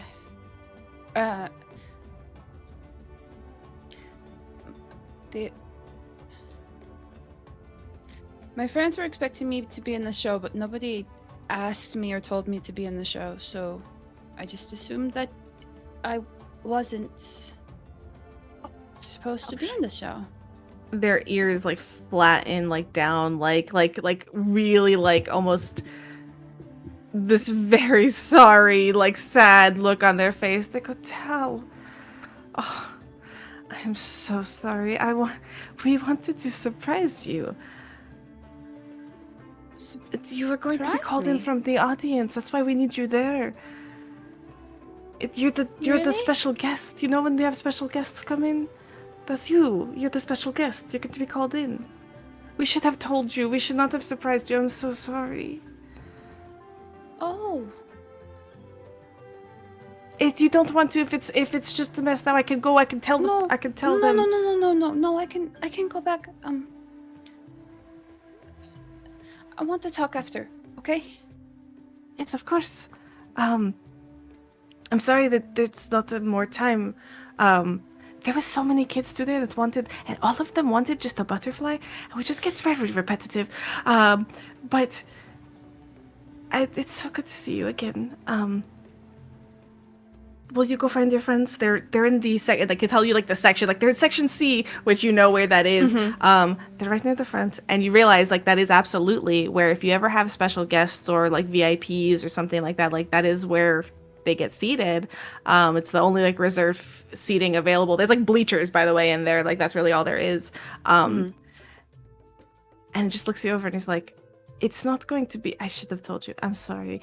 Again, it's okay. You were busy. It's going to be like simplified piece of what we used to do. Okay. Because I know you're not going to be dressed without everything in the way. So we'll make sure that it's safe for you as always. There'll be the net. But we'll do a bit more of the ground routine and then we'll do just like one feet in the air and that's it. Okay. All right. Okay. Hey, just jump up and give him a big hug. yeah, immediately, like he was about to like walk away. Then it's like Tell, and then you just wallop into him with a hug. I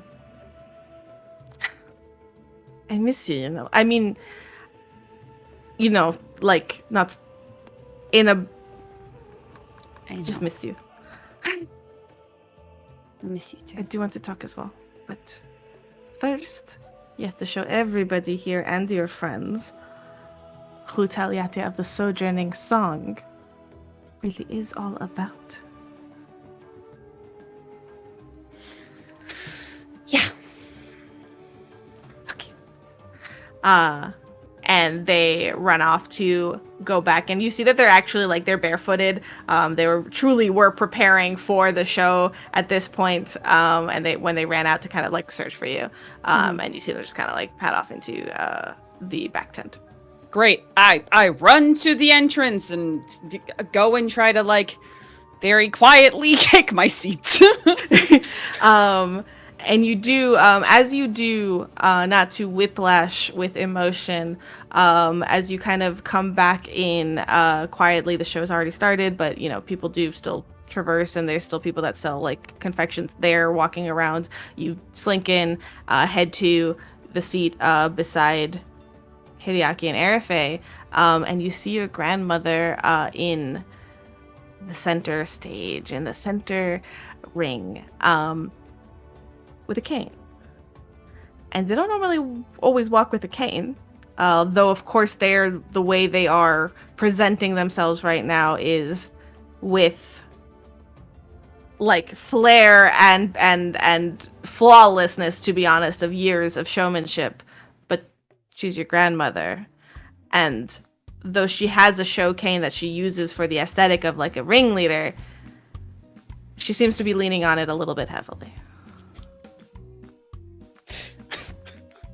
That's not the emotion I was looking for. That's not it at I all. love you so much.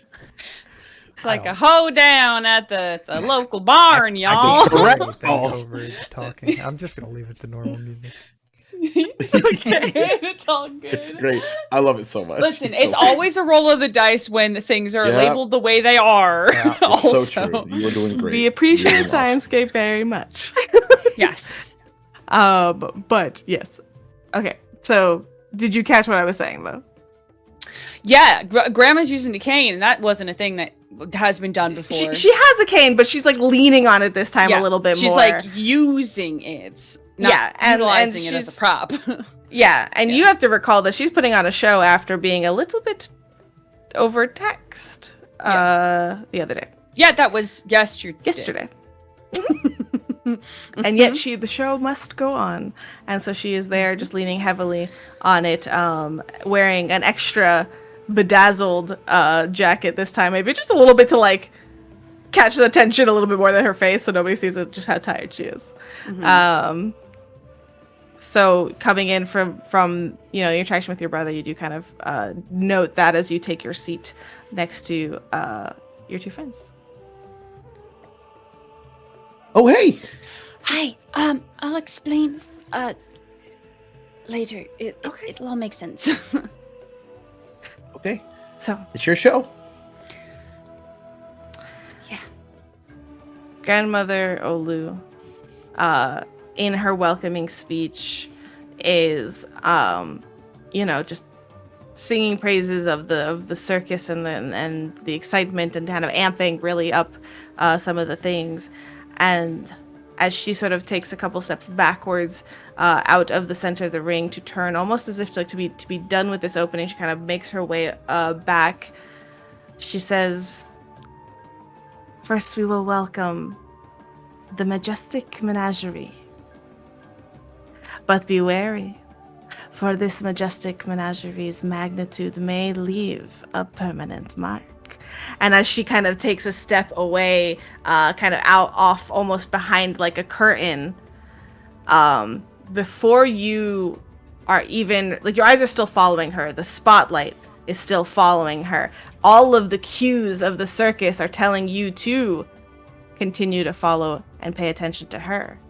And yet, out of suddenly from the other ring, one of the entrances from the back, out comes a roaring owlbear who alone charges into the ring and starts to circle in it. And you watch as they get to the end, they jump over one ring into the center of the ring, and they stand up on their back legs and let out a roar.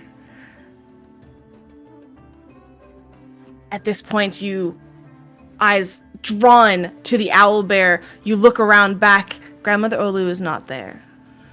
Instead, you see, I'm loving the reactions so much. Instead, you see a small little gourd leshy, which you may have spotted in the parade. They're just kind of there. They're tiny. They're a tiny creature with a little pumpkin head. Actually, on Roll20, I will show you. They're stinking cute. If anybody's familiar with the classic gourd leshies of Pathfinder2e. They're Yes, I so absolutely cute. do. They're so cute. Can I have one? It's a Pokemon, I think. They're so Wearing cute. a little green leaf skirt and a little green leaf halter top. I forget what that's called. What's the mantle? And a small little pumpkin head, and they're kind of walking alongside on the edge of the ring. and they're just kind of balancing to themselves, and they're like, and they seem completely oblivious of the owlbear, and there's a collective gasp from the crowd as the owlbear turns and sets its sight on the little Leshy, this extra spotlight now shared between one Leshy and one owlbear, and the owlbear once again lets out a vibrating roar that shakes the stands and the bleachers you're sitting on, and it comes down with a thoomph on its four legs and begins to charge at the Leshy. And you all, with bated breath, for a moment, perhaps wondering, wait, was that on purpose?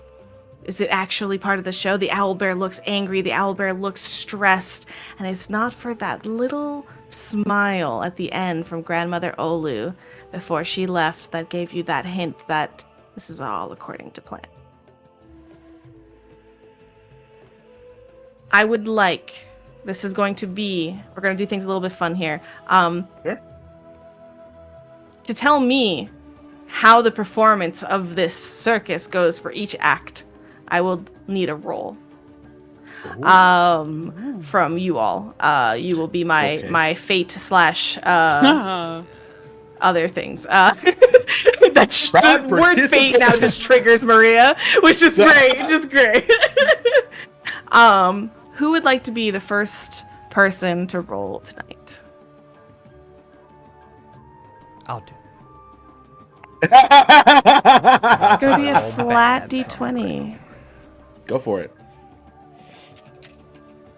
Cocked. Hold on. Holding. 15. Nice. 15. Excellent. A strong start. So in perfect synchronization, there's this moment, and you notice, even if you weren't paying attention to it, but the music cues that are happening and emanating from the behind the tent are actually, from behind like the backstage area, are perfectly upping the stress levels of the moment as the owlbear is charging in on the Leshy, and at the last second they kind of spin around to turn back around and catch sight of the owlbear, and they go, whoa! And as they kind of flail their arms like as if they're about to lose balance, they wave a hand in front of them, and they actually step forward as if they're going to meet the owlbear. And as they step foot off of this little 5-foot elevated ring, the foot that touches the ground is a hoof, and a elk with large antlers steps forth where the Leshy was. As you see, they have transformed themselves into an elk to meet the owlbear halfway, and the crowd just gasps as the shift of music, as all of a sudden it's a fight. All of a sudden it is this dance of around the ring as owlbear and elk butt heads.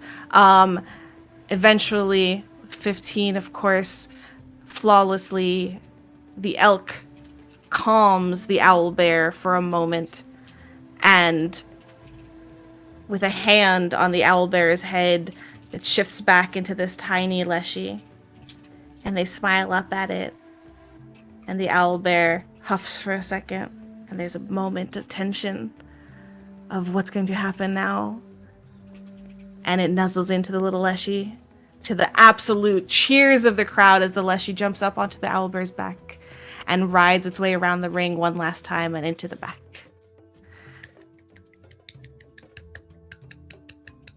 Everyone clap. Yeah, clapping. I think when the clapping happens, that's the first time that Hiyaki realized he was holding Airfay and Tao's hands the whole time. Sorry. There's that moment of pause when the owlbear comes out, where everybody is like at a gasp of breath.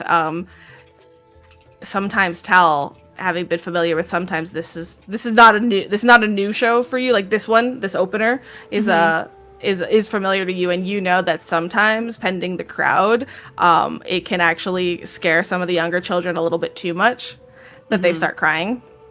and kind of ruining some of the effect of the show. And that did not happen this time. So you're like, great, this was a great opener.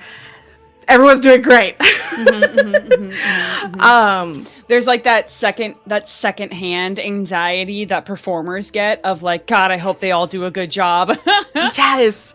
And it is weird to be on this side, but you get to experience it with your friends who have never been to the circus before, and just watching Hideaki alone, their reactions and bated breath. I want to check in with Arafe. How did they take in this? You're muted. I think so. Can't hear you. I'm not the only one, right? Yeah. No, I Yeah, can't nope. hear you. I can't hear Star either. Hello? Hello. Arafe is just stunned silent into complete. Me now? Yeah. Oh, there you are. Yay! You're just very, very quiet. Whoa. Yeah. That's Check if the gain on Oh, your now, thing. now I think you're okay. okay. Wait. Can you hear me now? Yes, Yeah, you're yeah, great. yeah, You're yeah. good. I don't know what happened. Yeah. You I left think- this Do plane. nothing. I think the computer doesn't like me now all of a sudden again. It's fine. But she, first of all, just excited to see another Leshy because it reminds her of the teacher. Also kind of horrified because it reminds her of that day. But absolutely loving it. Just seeing the transformation, and first of all, seeing an owlbear because she loves owlbears. Shout out to RoboGoblin. Didn't even notice Hideaki holding her hand until Hideaki's like, "Oh God, sorry," And you just feel like blood rush back into your "Oh hand. God, it's numb. Why is it numb? It's very You're so- sticky. You're Both so of your strong. hands. Why is it sticky?"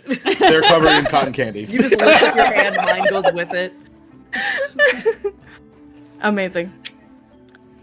Next up, actually, Ark. I'm not gonna check in with you every single time, Yeah. but Yeah. to have the That's show fair. begin with a roar of an owlbear, how does Ark react?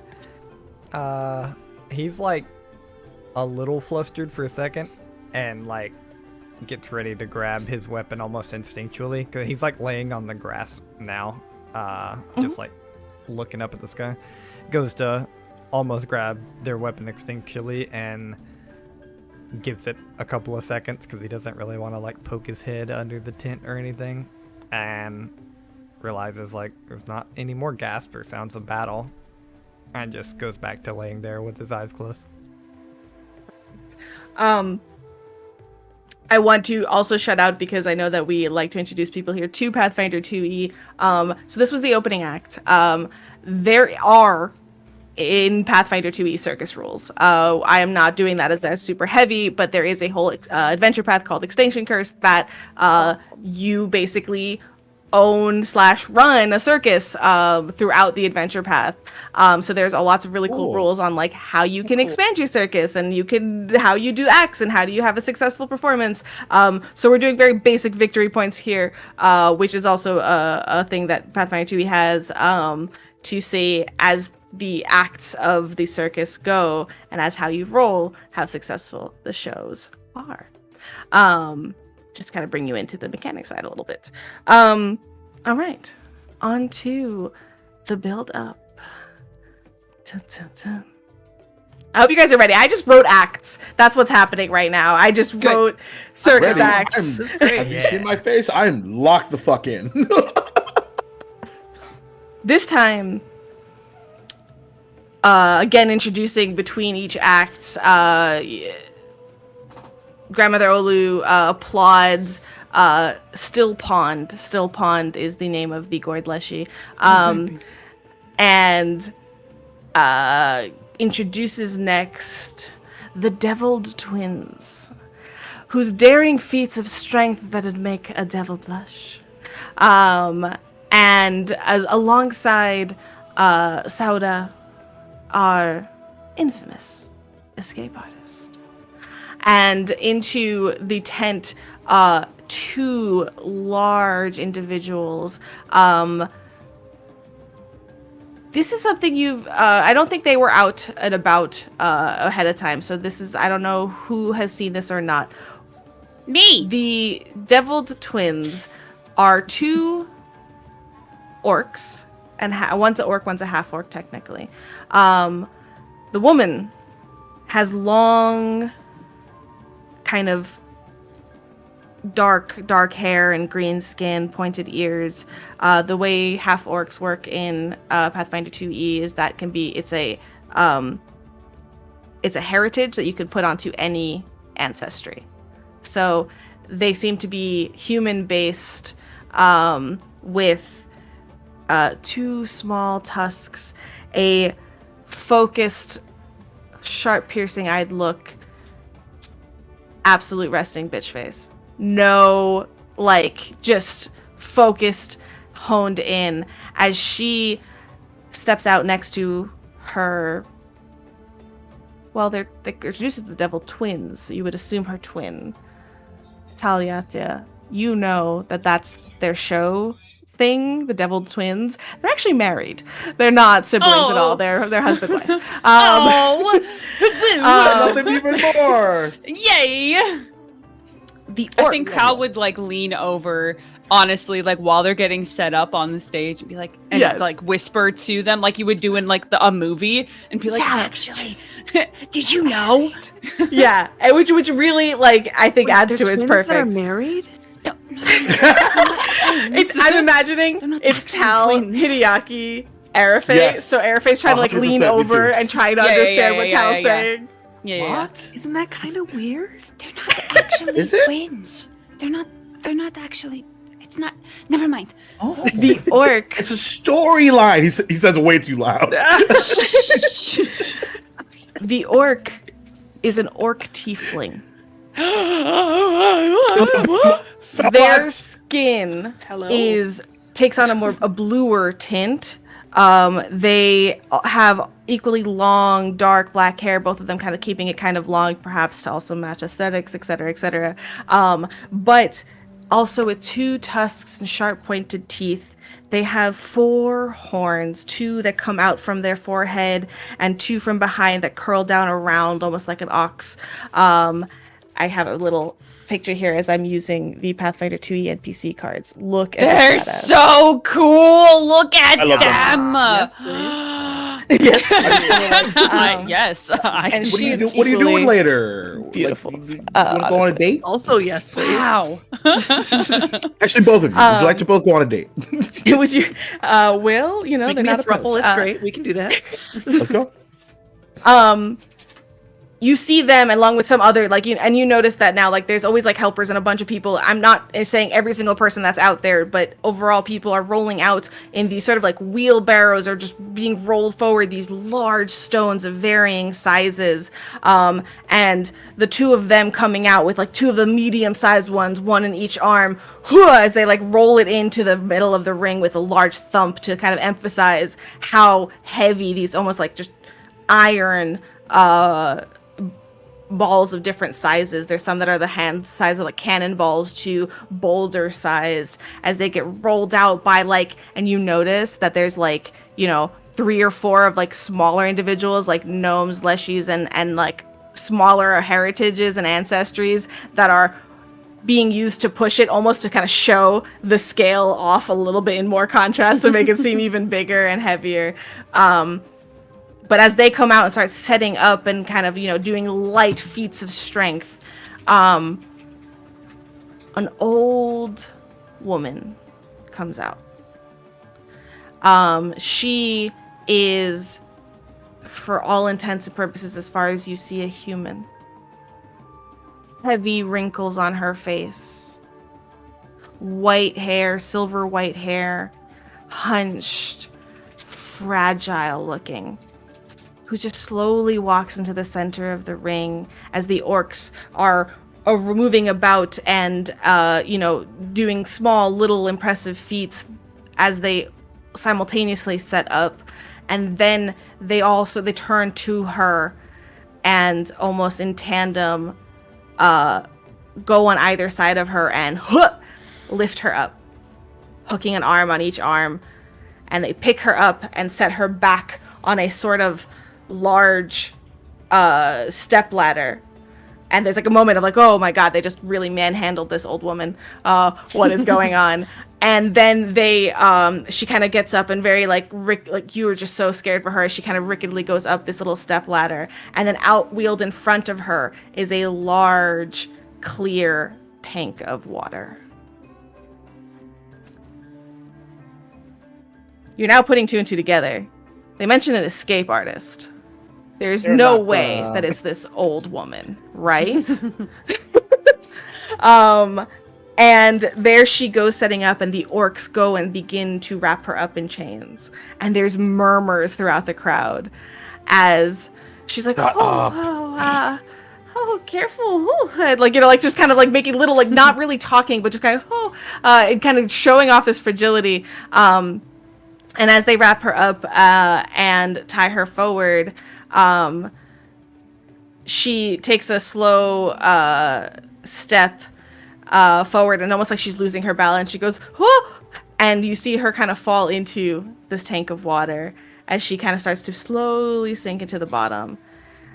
And the orcs kind of huff and look at each other, and they're almost like nonchalantly, though Tal, you know it's with great focus and care, they take one of these stones, one of the more like cannonball-sized ones, and toss it in after, as you see it sink onto her chest, as she is now pinned to the bottom of this tank.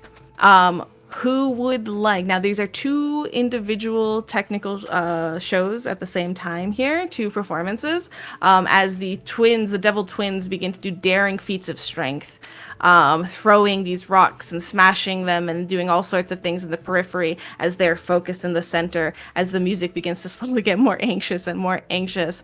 There is an old woman wrapped in chains with a weight on her chest. You see bubbles slowly kind of escaping her mouth.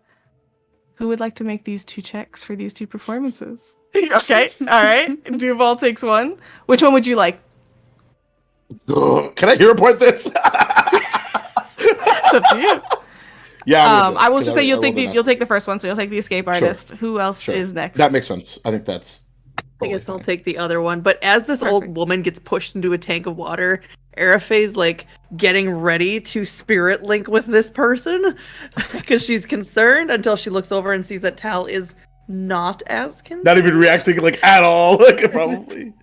Yeah, Tal has got like one leg crossed over a knee and is like just like watching. Yeah, so I will say, even for you, Tal, though, you know, these are risky ones. They decided to pull some of the more risky performances out today. Yeah, Tal is watching, but you can also see like their fingers that are like laying across their lap are kind of like, you know, drumming on their thigh. Yeah, you know. Yeah, perfect. Kind of like doing mental math to counting. Who am I rolling for? You are rolling for the power couple, the devil twins. Yeah, that makes me feel better because I rolled an 11. 11. Okay. Allow me to retort. Natural 1. Did you hero point that? Did you want to hero point that? Can you hero point? I rolled a natural 2, and then I rolled a natural 1. Oh, okay. Nice. All right, cool. Music, well, that was the music. The music was perfect. That was perfectly changed. I'm gonna go back and watch my facial expression. Like, yes. I saw the first one. I didn't see the second one. It's been a journey for me tonight, everybody. Where were all those rolls you had earlier? It's fine. Remind me one more time. What did you get, Arafe? Sorry. 11. 11. Okay. Perhaps it's like the brusqueness of these hulking feats of like just these hunks of muscle, let's be honest. And this almost like fragility of this old woman is a little too jarring to be entertaining quite right at this moment. And the crowd seems to be less like in shouting encouragements or engagement, and a little bit more genuinely concerned. You know how this works, Tal. Sometimes there's different combos of acts that kind of come together and things like that. This is one of the combos, and it seems to be at this current moment in this crowd, it's a little bit too much of a dissonance. And there's a point where the devil twins begin to toss these larger and larger boulders across and over the tank, which is like glass like tank. And there's moments of like oh gosh, there's a moment where one like almost doesn't, so they don't catch it one of the times with your roll RFA. They kind of like miss it and drop it on there, like not, they get it over but they don't fully catch it, and they go as it kind of lands a little bit in the dirt. It happens sometimes. They continue on with their performance. However, oh god, what a natural one. Okay, at this point some more bubbles escape from the old woman in the tank, and at this point the crowd getting a little bit like too concerned. There's almost like a someone calls out, and it's just like, "It's come on, get her out of there!" And like someone's like, and the magic of the performance is beginning to shatter a little bit as the oh god, a critical failure. Okay. At which point, kind of almost like hearing that very muffled through the water and through everything, not quite understanding, the old woman uses the cue to almost look like a little bit more frailer, a little bit more like, oh, instead of the reverse where she's like, she kind of lets out extra bubbles out, and is like kind of going in, and against the weight of this chest, of this rock on her chest, and that cues like some others to start like chiming in. There's like a mother that she's just like check in on her. Are you sure she's okay? And like things like that that are going through. Tal, this isn't great. It's kind of, things are looping, and so you hear at that point the music cue change to something a little bit different, which is a signal to the performers as the devil twins shift gear a little bit and pause from their feats of strength to kind of act extra concerned, although they're not doing anything, as they kind of go in and like tap on the grass and like start kind of interacting. They kind of leave their feats of strength behind and try to just like pretend there's concern, pretend there's all these things, at which point at the end, almost like your bated breath because you're counting. There is a moment where a huge bubble kind of laves her breath, and you're like, okay, that's it, and you hold your breath for half a second as all of a sudden her hands come out from under her and she pushes the boulder off and she swims up with a gasp of breath and pulling herself up out of this tank. Instead of like cheers and applause from it, there's just sighs of relief, and she climbs out of the tank as she's just like, oh, you thought I wouldn't do that? Don't underestimate me. And she's like trying to recover like this thing. There's a mismatch in tone, and you can tell this one did not really go well at all. But trying to recover, things kind of roll back out. Your grandmother comes out again and tries to kind of course correct. Here's the thing that that nobody else knows. She's an old woman, yes. She's maybe in her 50s, 60s, but she wears heavy makeup to increase the wrinkles, and she plays it up to make it seem like she's 70, 80 instead. And she's a stubborn, like, proud old woman, by all means, and you've always had this thought of like, eventually this is going to be a little bit like disconcerting more than it is going to be entertaining. And you just kind of saw that. Yeah, Tal makes like a mental note of like, that certainly has lost a little bit of its charm over the time. Yeah. So with that, though, the crowd kind of like sighed with relief and things. You notice that there's this like queue as well as some of like the concession folk come around to like refill drinks and things like that. Is like great tone change, and things start shifting. Music picks up again. Time for something flashy and colorful now. Yeah. And now it is time for the big number. As Grandmother Olu, with a knowing smile almost directly at you, Tal, making eye contact, says, and now, welcome, with a big, raucous round of applause, the Soaring Song family. And out, yeah, everyone looks at you, you both look at Tal. And you wait for a moment as the light kind of shines to the entrance to the back of the tent, and nobody comes out. And then the light shifts up, and you look up into the not necessarily the rafters, but up above, where there have been aerial silks now come flowing down into the space. It's not, is that the trapeze where it's two kind of swings on either side there set up? There is a net that is rolled and connected across as well, as they wave from up there and begin their show. For this, I want, well, we'll just have Tal kind of define it as they go. So what happens at this point is you see Tal's mother and father on the trapeze. They begin jumping and swinging throughout as your brother is in like one of the center aerial silks. Oohs and ahs of this. This is the big number. So this is like usually one of the biggest pieces here.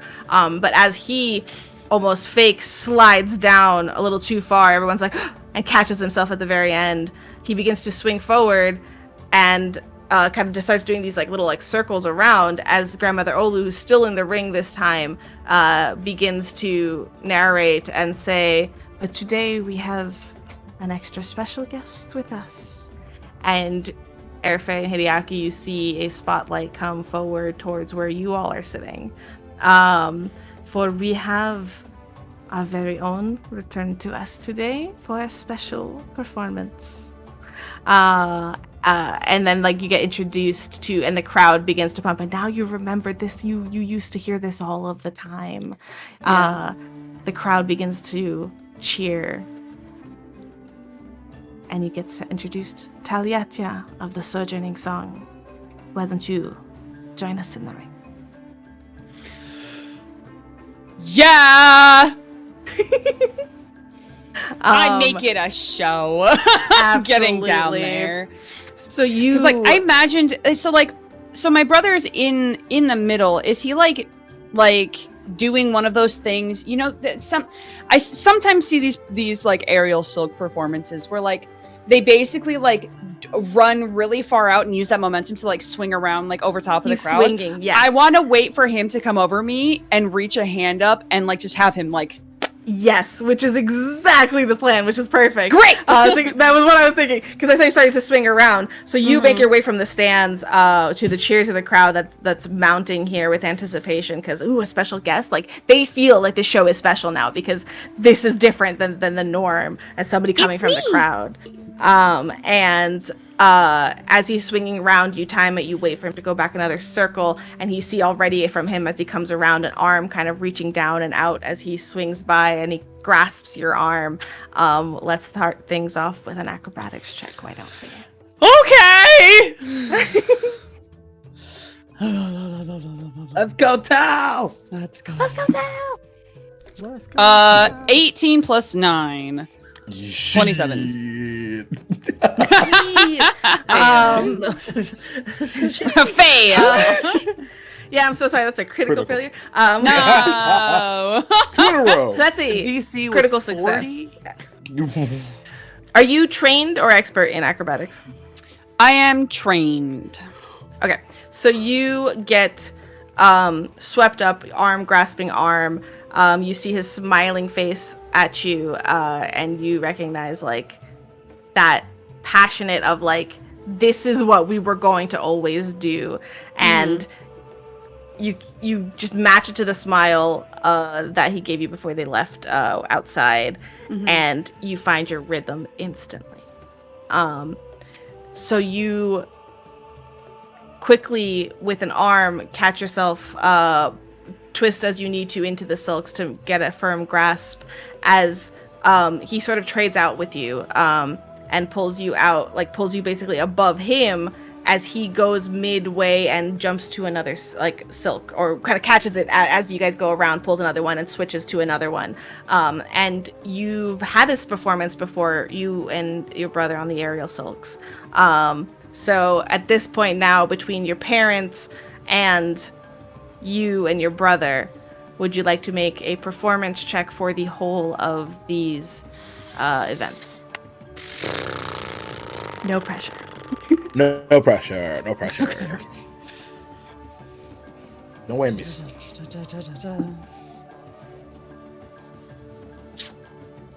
A dance. I love you. I'm trying to do math. I'm gonna keep it 21.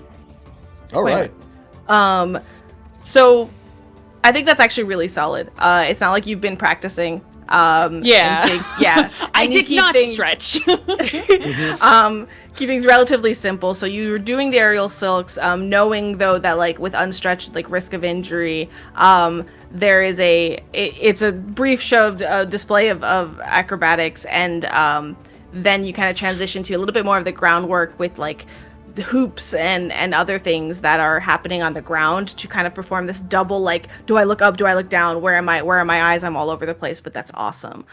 Your parents, meanwhile, up above are not only on the trapeze, but also doing some tightrope acts, and, you know, timed perfectly between each of you, that there's like lead up and set up between acts, and so that the focus is on you and then the focus is on them.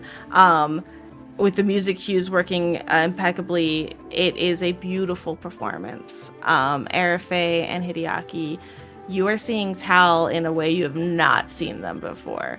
What is going through your minds in the current moment? I feel like what's going through her mind is the epitome of the tick-tock noise. Oh, wow. Oh, wow. Wow. Wow. Amazing. Just very fascinated with, because as this is happening, she's kind of realizing she's never asked Tal like what her act was in the circus, and that was something she was gonna ask when they were watching it, but now she instead gets to see it, so she's just very, very, very impressed. I will say, in you watching this, Arafe, you know this is Tal's family. And you look at these leaps of timing and well-practiced, well-versed maneuvers that require trust, that require so much skill. And you look up and you watch their parents for a moment, and you watch a little, again, with great seats and great, location, you're seeing their faces relatively clearly, even though they're up there.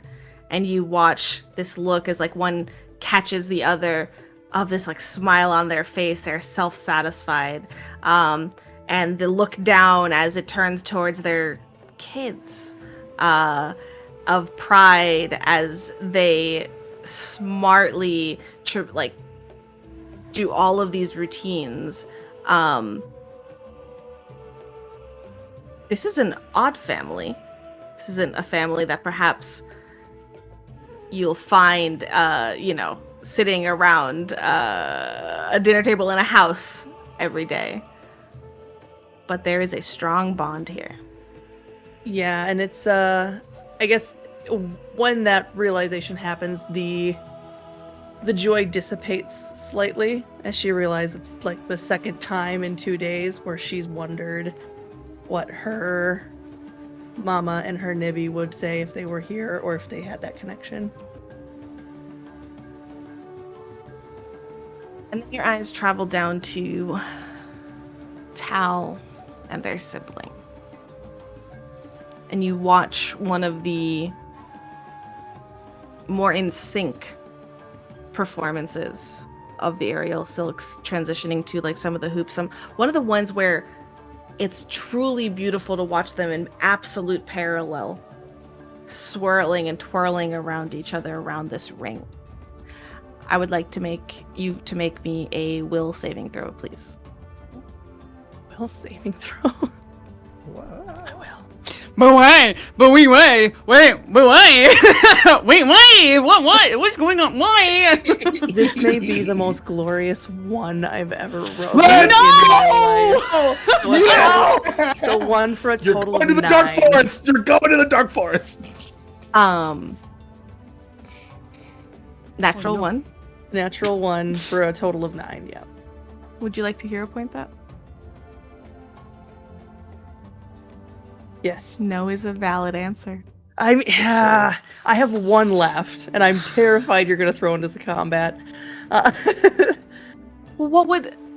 You know This what? is the second No, time in 2 days. Yeah, I'm gonna say the 1 stands because it's second time in 2 days. There's been a lot of personal navigation, and she's tired. Okay. With a natural 1, you watch this twirling, this swirling in front of you, and you kind of with your eyes, you just kind of start going into this little circle. And then you feel kind of your heart suddenly. You feel your heart rate. You know when you feel your heart and it hurts, like it's not that it's pumping fast, it's just suddenly you feel it. You're like, whoa. That kind of comes over you. And your vision goes into kind of black and white. As you begin to pass out. Okay. Hideaki next to you, Arafe kind of suddenly slumps over. Are you okay?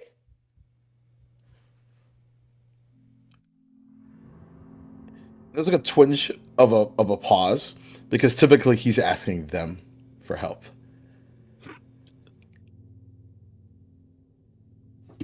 And he goes to look for someone, or see anyone.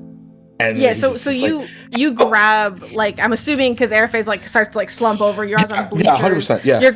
Yeah, you catch her for a second and you take a Yeah. moment. Now there's a crowd, there's a lot of music, even though it is not, you can flag somebody as soon as somebody walks by, you don't have to like make a scene, you don't have to interrupt the performance, like there's something going on. But as you grab her, I will let you decide, Star, like it's a sort of a momentary like passing out. You can, with just a little bit of like, hey, are you okay, and a little bit of shaking, you can regain consciousness if you would like. Or you can, yeah. I don't like taking player agency away, so it's I rolled very another much like, 1, so I'm gonna say no. Shut up.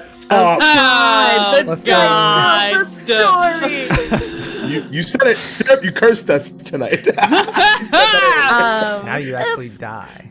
Oh You God! are dead.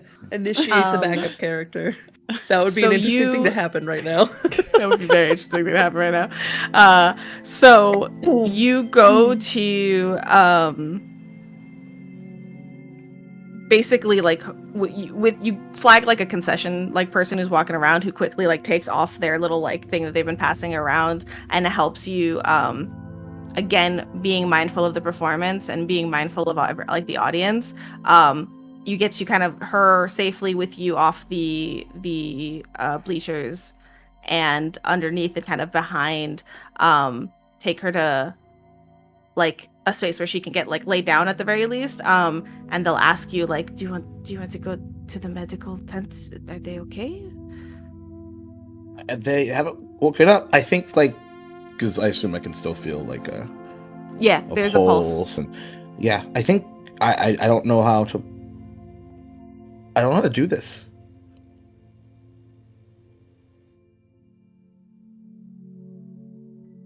You are behind the bleachers, so separated away from the show that is currently happening, which is going to be winding out soon. You're with a stranger, and Arafe is passed out in your hands, in your arms. They're your responsibility right now. Show me where to go. We have a med tent, yes? Okay. Right. Yeah. That. Okay. And they'll kind of help you bring Arafe to the medical tent. Ark, would you like to make a perception check? Sure. I'm super good at this. Faye's gonna feel so bad about this later. Nope, you're not allowed to. 12. Okay.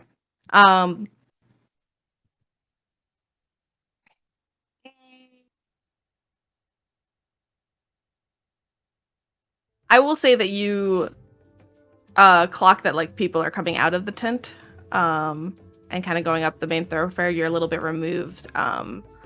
You clock that is happening. I will leave it up to you if you want to recognize them or not. It's kind of, you rolled right in the middle. Okay. I don't think you will. Okay.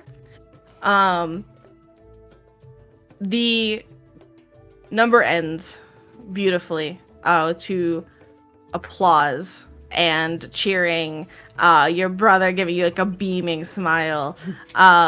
Now you are a little sweaty, you are a little like, there's a lot, so you have the option of either going back to watch the rest of the show or taking a second, leaving the stage with them into the back and coming back later.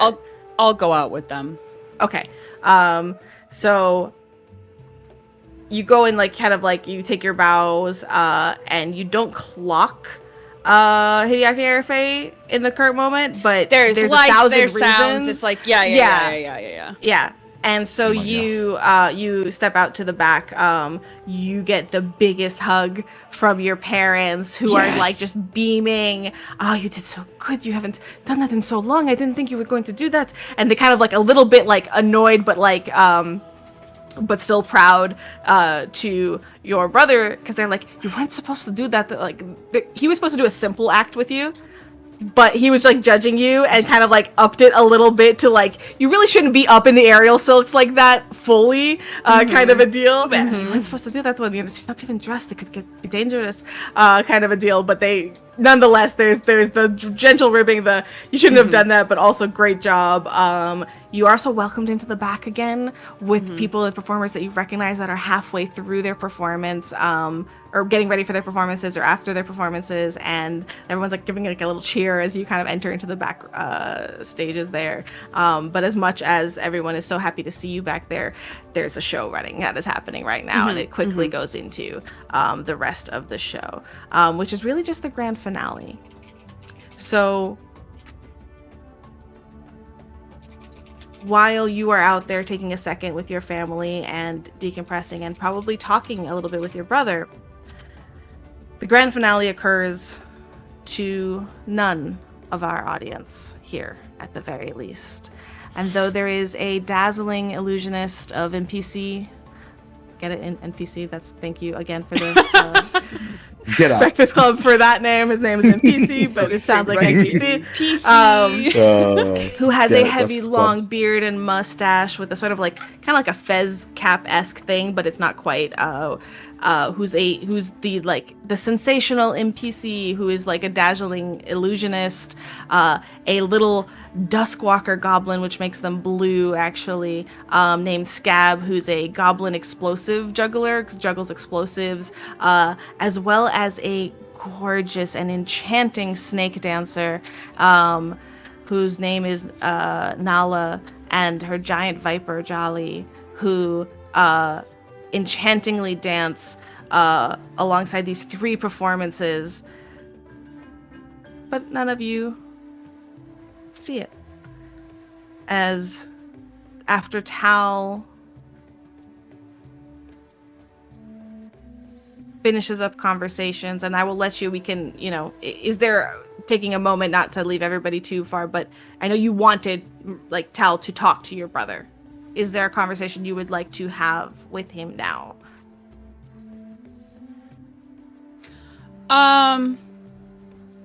Not that couldn't wait. Honestly. Okay. So it can definitely. It's not.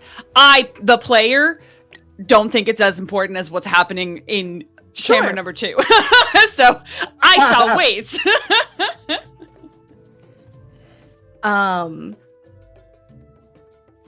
So let's take a step back. As Tal, I will say this as well, after we resolve some of these things, we will sort of hand wave the rest of the circus experience as we head back after this. So if you're okay with that, just keep that in mind if there's anything that you do want, on camera to be shown, so to speak. I actually paid for this ticket, so. I want a refund. So, Hal, beaming, I hope, after a performance well done, surrounded by family and old friends.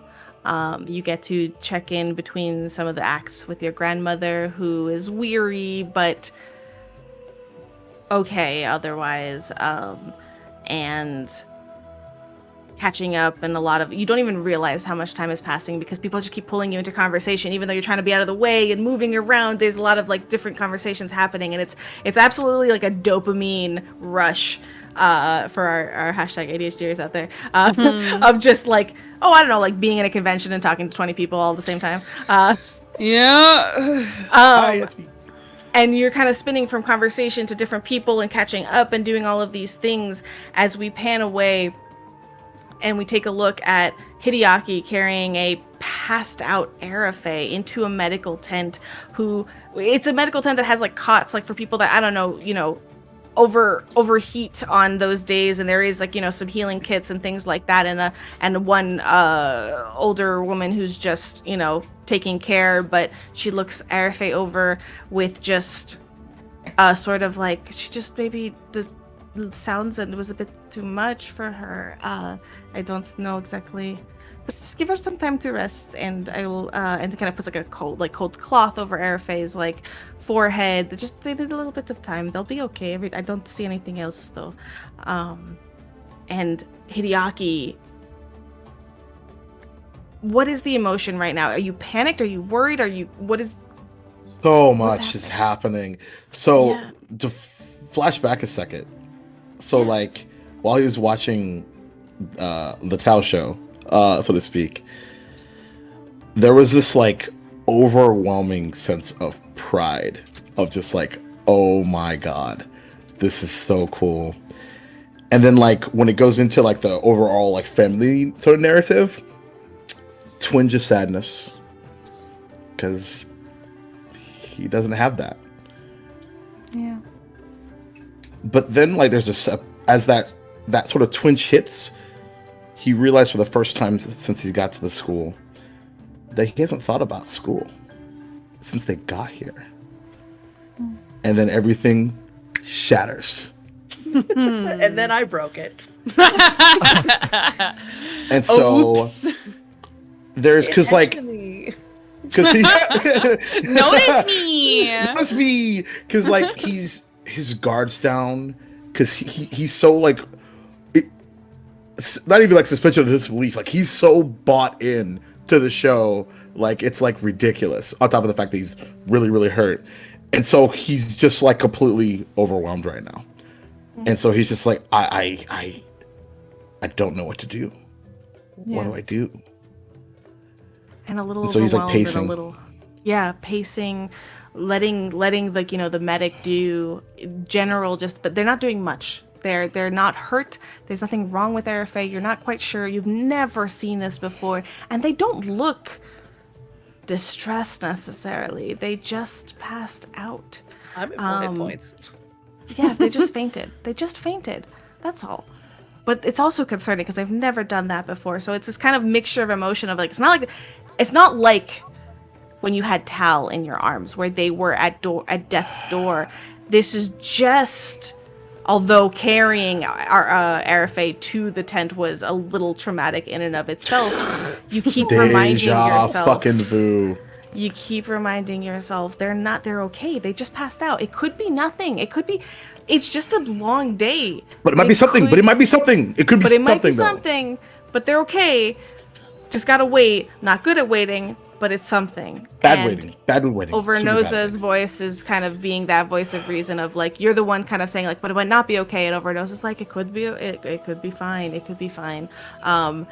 And just this, like, not in an attempt of comforting, but in a way of like, he doesn't know either. He has no clue.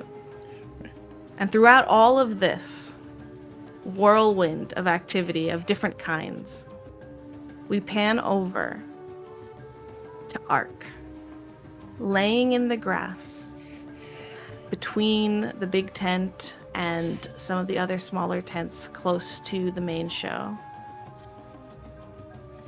And in this moment, as the circus is cheering from inside the tent and you're hearing the music and the sounds of a lot of enthusiasm and wonder and amazement, what do we see?